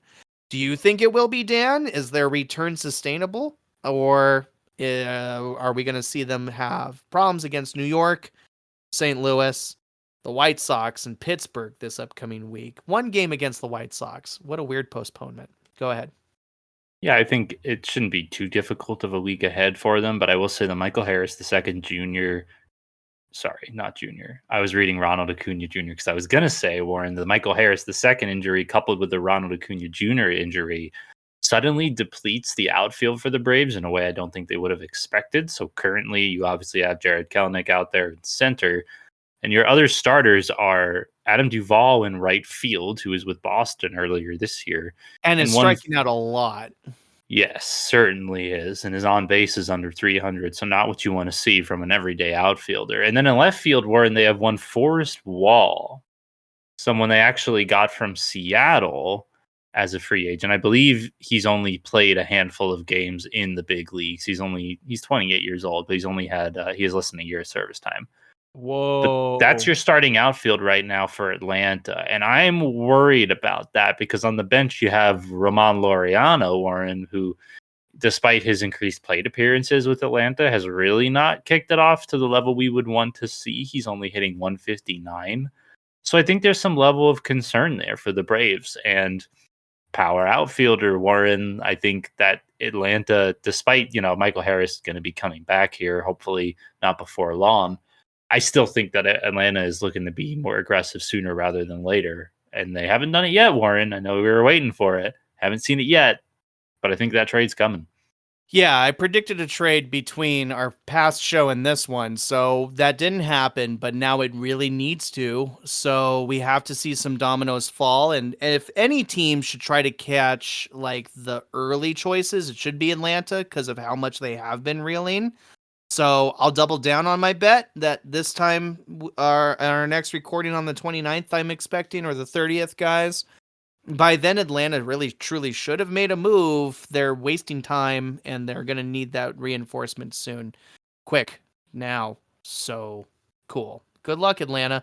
Pick wisely who you decide to bring into the fold, because they do need to be able to carry some offensive load fairly consistently until you can get some of these players back. I know Harris is only a 10-day IL, but time's a wasting, and you need to get your chemistry good with whomever you bring in. And yeah, so Atlanta, you should be making your phone calls. That I really have to think the first big splash of trade deadline season needs to come from them, because they're the contender, Dan. And let me know if you think I'm wrong, but they're the contender with the absolute biggest holes to fill.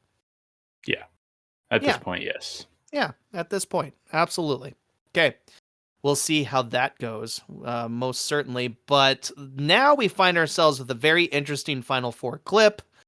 Unless of course you hate Dan and I and how we can't help but blow some smoke for our teams. I'm happy because I've got two teams I'm bandwagoning for, and the next one, the second team I bandwagon for is next. How about the Arizona Diamondbacks at last busting their way into our conversation?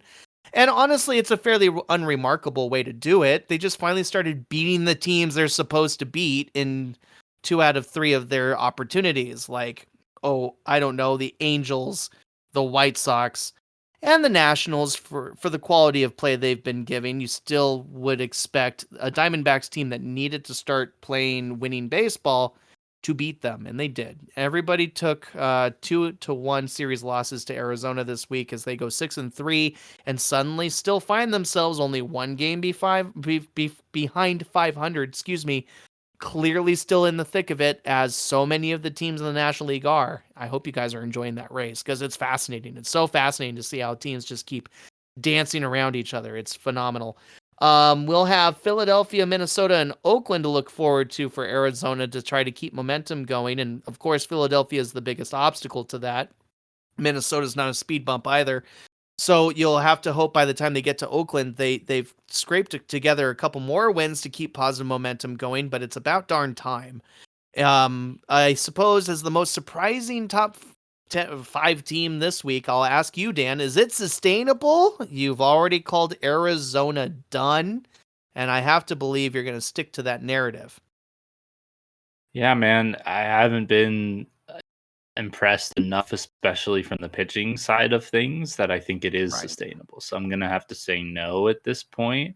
I mean, Jordan Montgomery had a great start. It is worth saying he didn't allow an earned run in his last start, and it's good to see him start getting that groove. Maybe he could be what we thought he could be at some point, but we're already almost halfway through the season at this point, Warren. And yeah, I don't get me wrong. Ketel Marte has been an absolute tear. That dude deserves to be at the All-Star game, and Corbin Carroll is slowly putting it together. Kind of hate, honestly, Warren, to see the sophomore season that he's having, because you can tell he's really trying and he's really struggling, and he's still leading the team in stolen bases. And it's tough to watch him really struggle as much as he has. But I think Arizona, like you bring up a good point, beating the teams they need to beat. This is a good week. This is a week we really would have jumped down their throats, right, if they had struggled. So I think next week will be a good indicator of a little bit stronger strength of schedule.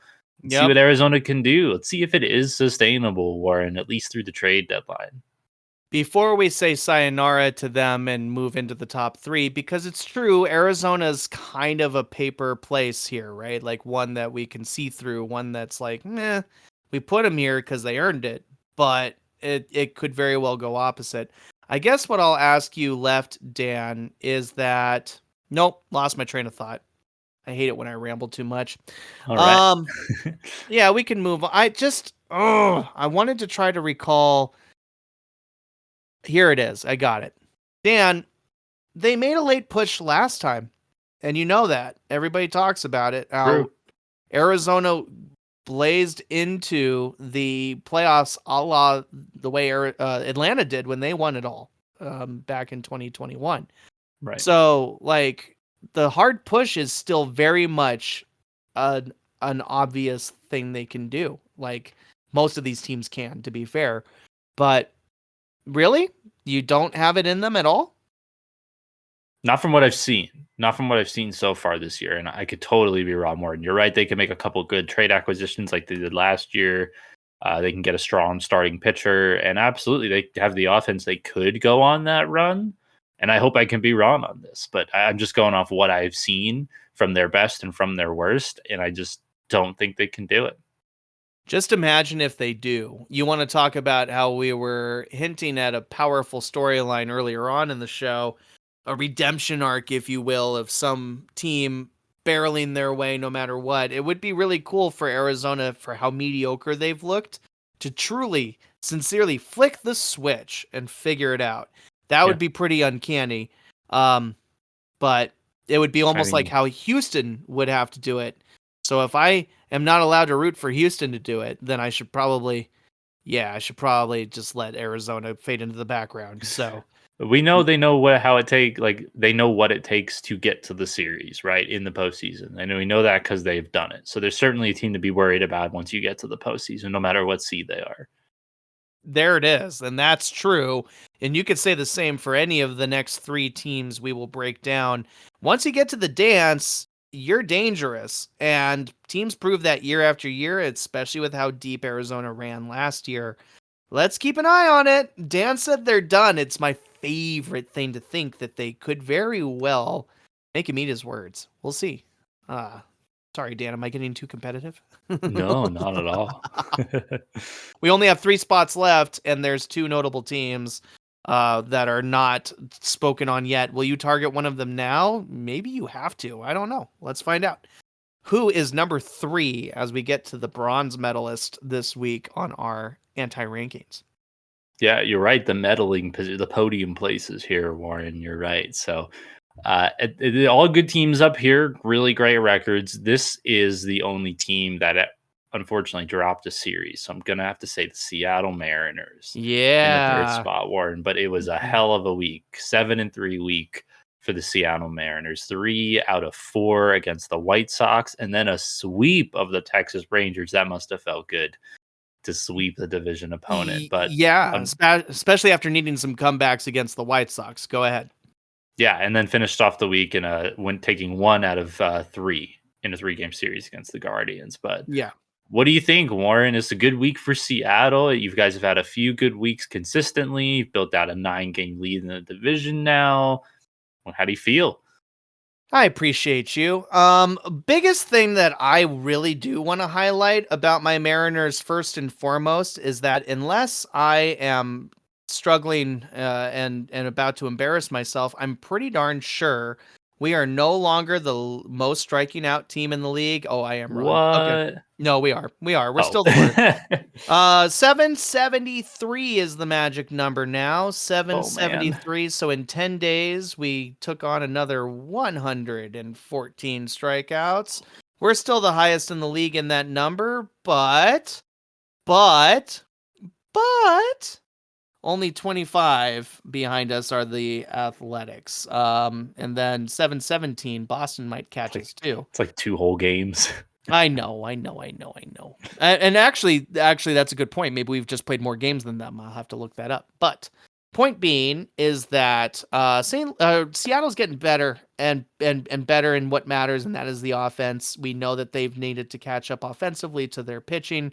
And even then, it's not like their pitching is top 5. I really don't think we have the top 5 ERA out there. So it's like, sure, we're strong in pitching, but we've needed our offense to buoy it a tad from time to time. And that shows in some of the comeback wins where, we've given up those early leads and made us shake a little bit. But we're starting to find ourselves. I love the identity that's coming out of it. I think after we scrapped our way through a couple of key wins in Chicago, what became important was sprinting past the Rangers, and I loved watching it happen every step of the way. We just looked like the better team, which is so refreshing for a change. And then with Cleveland, we already talked about it a lot before. I really did feel like we were going to lose that series no matter what. And I was super grateful to get the first game because it made, hoping for a win in the next 2 pretty good. Obviously, the second one went up in smoke fast, but we did already talk about it. So I like them, Dan. I like them. I like pitching-wise. I just remember that George Kirby is an anomaly. I watched a video about George Kirby and the fact that he has, by and large, by at least a ridiculous margin, he has the most strikeouts per walk ratio in the history of baseball already. Like, just there's this video I found on YouTube where like they graph it all out, and Kirby's in a league of his own. There's something phenomenal about the fact that he gives up a walk once every 11 batters or something silly like that. Yeah, I think he only has 9 on the season, Warren, in 15 starts, 86.1 innings and 9 walks. How is that even possible? What's possible? I mean, what it is that he's going to be a generational pitcher for this league, and I pray that Seattle does what they need to do to keep a George Kirby and a Logan Gilbert and a Bryce Miller. Like, I've watched all our pitchers go through their thing, and all of them are just this really cool, unique type of player. And that's what makes me proudest to be a Seattle Mariner fan. We talked in our midseason or our preseason predictions that we were going to win the division off the strength of our pitching. And so far, my prediction is correct. Yes. Even though I'm not the only one who thought this was a thing. I would love to see us pick up a couple more consistent bats. I'm talking about the Luis Rengifos or the maybe a JD Martinez type if New York decides they don't want him for any reason. But even though you guys are right back in that playoff race, spoiler alert, hint, hint, wink, wink, we only have 2 spots left. And the reality is that if we find 1 or 2 bats that will swing, whether they're at home or not, and not swing for power, but swing to make a base hit happen, we really are a tough team to beat, and I'm proud to say that I'm convinced we're a good team. I just don't want to see the wheels fall off. And, I think a couple bats are needed in order for us to really say we'll hold a candle. We'll be able to go toe-to-toe with a Baltimore or a New York or truthfully a Cleveland, because I did expect us to drop that series, and because I do think Cleveland's the better team still. They still know who they are, just a shred better. And I can't wait to see who we choose to bring in, Dan. Like, I'm getting excited just to see who my new piece will be. I'm curious about what happens when Jorge Polanco comes back, because depending on who you ask, there's plenty of optimism that he could warm up as the season gets into its later stages and be the bat that I'm asking for vocally right now. But what I've seen is somebody who disappears like most second basemen do when they get to Seattle for some silly reason. So that's the storyline for me right now. How about Sebi Zavala, Warren? I think he got DFA'd to make room for a couple activations. Sebi Zavala is a younger pitcher, came over in the trade for Eugenio Suarez to go to Arizona. Sebi Zavala did nothing in my eye that made me want to see him play more baseball. Even though he was actually kind of serviceable at the plate, he wasn't eye-popping, he wasn't even eye-catching, right? He wasn't able to say, keep me on a team that wants to win right now, Garver has taken the role of our secondary catcher, and even though he's only caught for Kirby right now, and by the way, you know why he's only caught for Kirby? This is a fun little tidbit, buddy. He's only caught for Kirby because Kirby's the most accurate of our starters. He's not somebody who throws outside the strike zone, let alone walks guys. So they're trying to make sure Garver doesn't overexert himself physically chasing down, a passed ball, for example. That makes sense. You're right. It's an interesting and clever way to ensure Garver's not overdoing himself, even though he's taking on more than we projected him to have to. We thought he would just be our designated hitter all year. But anyway, I wouldn't be surprised if somebody we grab at the trade deadline is a serviceable catcher in case we need him, if an injury rears its ugly head, because guys like Garver and Haniger, who plays right field for us way more than he should, those guys should not be getting everyday opportunities to both hit and field, in my opinion. So I'm a little worried. We've been very lucky with some injuries, even though we've had them. They haven't been crippling, and they haven't happened to the players I projected they would. I'm very blessed. We're playing well. I like where we're at. I want us to get those next couple bats. I won't miss Sebi Zavala. And Julio's warming up, 7 home runs last I checked. Having fun again when he plays. That's what matters. Luke Raley and Cal Raleigh they've started to form a bromance that I'm stoked about, because I'd love both those guys to stay in Seattle forever.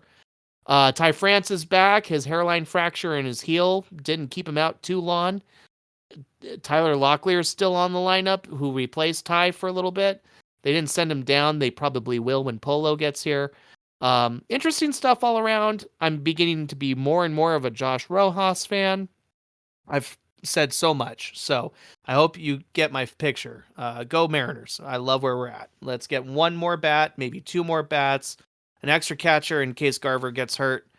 think we're in a pretty good position. Oh, and Gregory Santos should be back soon, who our bullpen needs a Gregory Santos. And if you haven't watched what he did with the White Sox last year that caught our eye, that made us want to bring him over, go watch some highlights and get hyped, because he can fire just like Munoz, and Munoz can fire. So should be fun. Yeah. Anything else that I missed? I feel like I rambled enough. I don't think so, dude. I think I'm excited when we get to the trade deadline discussion, because I'm going to make you pick one of your pitchers to part with so you can get that impact bat. Because I tell you what, man, everybody in the league's looking at Seattle. I don't think they'd want to take anything but one of those pitchers. Any of them, dude. Any of them. I'm gonna go ahead. No, just I'm gonna throw that at you. You could think about it for a couple weeks if you want, but you want that big bat for that postseason run. Which pitcher's going? The thing is, Dan, I know exactly which one, and I'll just leave that right here for you guys. If you want to know who it is, tune in that exciting trade deadline episode. Anyway, Seattle gets ready to fire away with Miami next, so we'll hope for more wins there. Then they get Tampa Bay in Tampa, and I would have to hope the winning will continue. Should be a fun series, because I'll finally have to watch what Tampa Bay is doing a little bit more closely, and maybe I'll see them for a change. And finally, Minnesota, as I slated earlier, is going to be tough and an interesting challenge between two well-pitching American League teams that are finding their pop. And the confrontation of two exciting American League stars on the youthful end anyway, in Royce Lewis and, of course, Julio Rodriguez. So, go Seattle. Fun to talk about them here, an appropriate place. Guys, I'm sorry they keep finding the top of the countdown, but I'm truly not, because they earn it week in and week out, and I'm grateful, very grateful.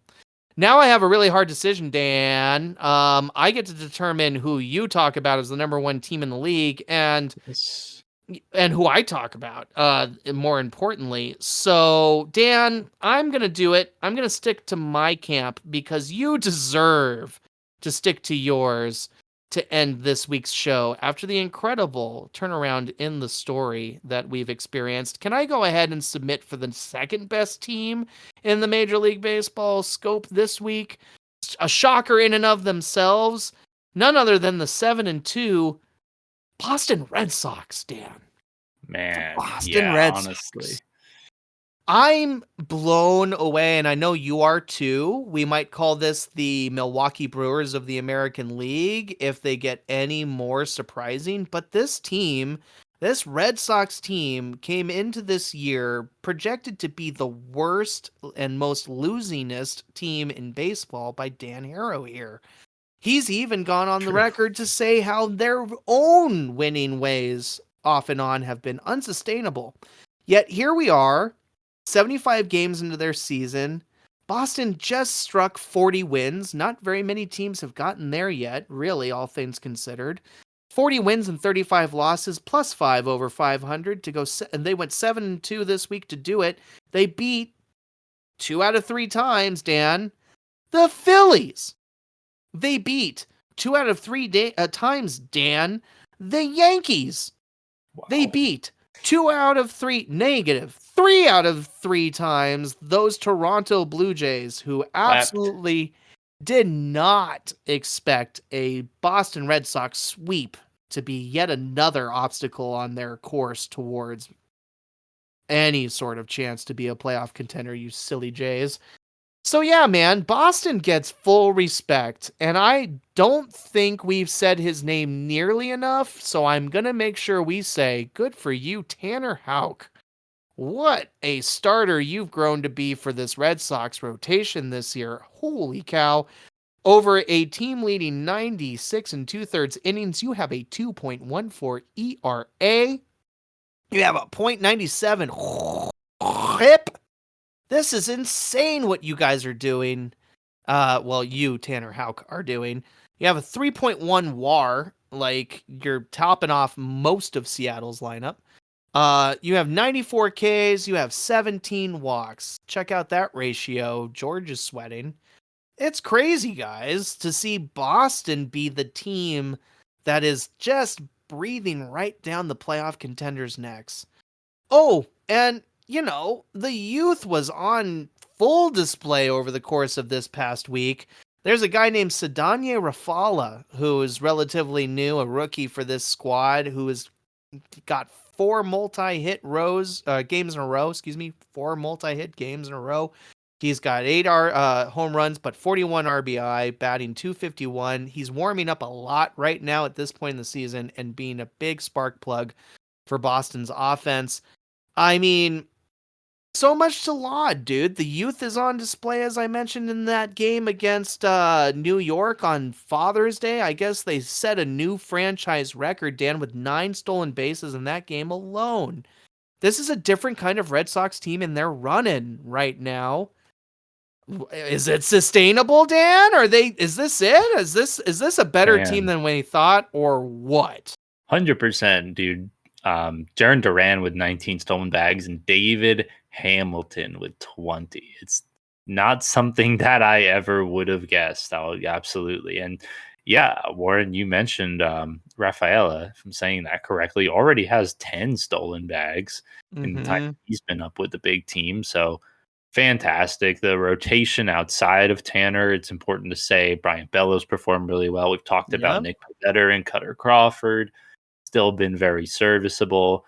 And, I always want to say it because I don't think it gets enough credit, but Kenley Jansen is still shutting things down for this team. 13 saves for the Red Sox. I talked about him maybe being a trade chip, but maybe not with how well the team's doing. Willie Abreu did go down with a sprained ankle a few weeks ago, and they were expecting him back, but I think he had a setback and did not rejoin as quickly as they would have wanted. So still a lot of injuries really all over the infield for this team, and still getting better results than we would have expected. So yeah, Warren, you're right to have them up here. Really great results this past week. We saw a lot of these guys, like a couple others you mentioned, also Emmanuel Valdez and Dom Smith, who is a former Met. I want to say younger guy. He's getting an opportunity at first base. Glad to see these guys performing well. So very impressive from Boston, and 3 series that honestly, Warren, I wouldn't have expected them to win a single one. So very impressive week. Yeah, it is. And we're really going to have them under our microscope and not above our radars at this point as they get ready to take on Cincinnati, some more Toronto, and some Padres. So Cincinnati will be maybe the toughest test right off the bat, and depending on how they handle that, maybe they'll run right through Toronto and right over San Diego. We'll see. If they stumble against Cincinnati, well, it could be a domino effect for a team that's just now finding maybe their winning recipe. But exciting ball out of Boston for all you Fenway fans. Like, hats off, because we mean it. Like, we were talking mad trash as hard as we could, expecting Boston to fade truly into the basement of the American and Major League Baseball as a whole. So, American League, in case you want me to slate the whole name of the league. Anyway, amazing stuff. But not as amazing as the incredible story that builds into our number 1 team of the week. Dan Harrow, you speak on that team, and boy, do you ever. I am so thrilled to button my lip, zip my mouth, and give you full spotlight for this week's number 1 team, Dan. Fill in the blank. I can't believe it, man. It's the New York Mets at number 1. Who would have thought? It's so fun. I got to tell you a story, Warren. This team, man, the expectations on this team were not exactly for them to go out and compete for a World Series or anything like that, but there were expectations on this team. And last year, a lot of the core of this team was very upset that they moved on from a lot of their pieces at the deadline because they weren't in a position to win. And they made it a point to not let that happen again this year. And when things were going south, we talked last time, right after the London series, it was a gutsy win they got over Philly in that last game. And it felt like we were still lagging behind, but things kind of blew up after that series with the Dodgers. The players had a closed door meeting, just players only. Lindor took a big part in leading that meeting. and he took a lot of responsibility for the lack of performance from the team. And at the time, he was hitting barely 200. I got to say, Warren, ever since that meeting, and there's a few other things that have happened, but the team has taken a marked turn. They've talked about how they're holding each other accountable more, which is something you hear all baseball teams say, right? But you know when it's really happening because you see the results on field. So we've seen the entire top of the lineup for this Mets team, the one that's been struggling so very much all year, totally take over this past week, Warren. The Mets went 7-2. They took 2 out of 3 against Miami. They swept the San Diego Padres in 3 games, and then they took 2 out of 3 against Texas. And they actually bookend a loss against Miami and a loss against Texas with 7 wins in the middle of all that, Warren. So a 7-game win streak in the midst of this that saw the top of their lineup hit at really just a clip that they haven't hit all season.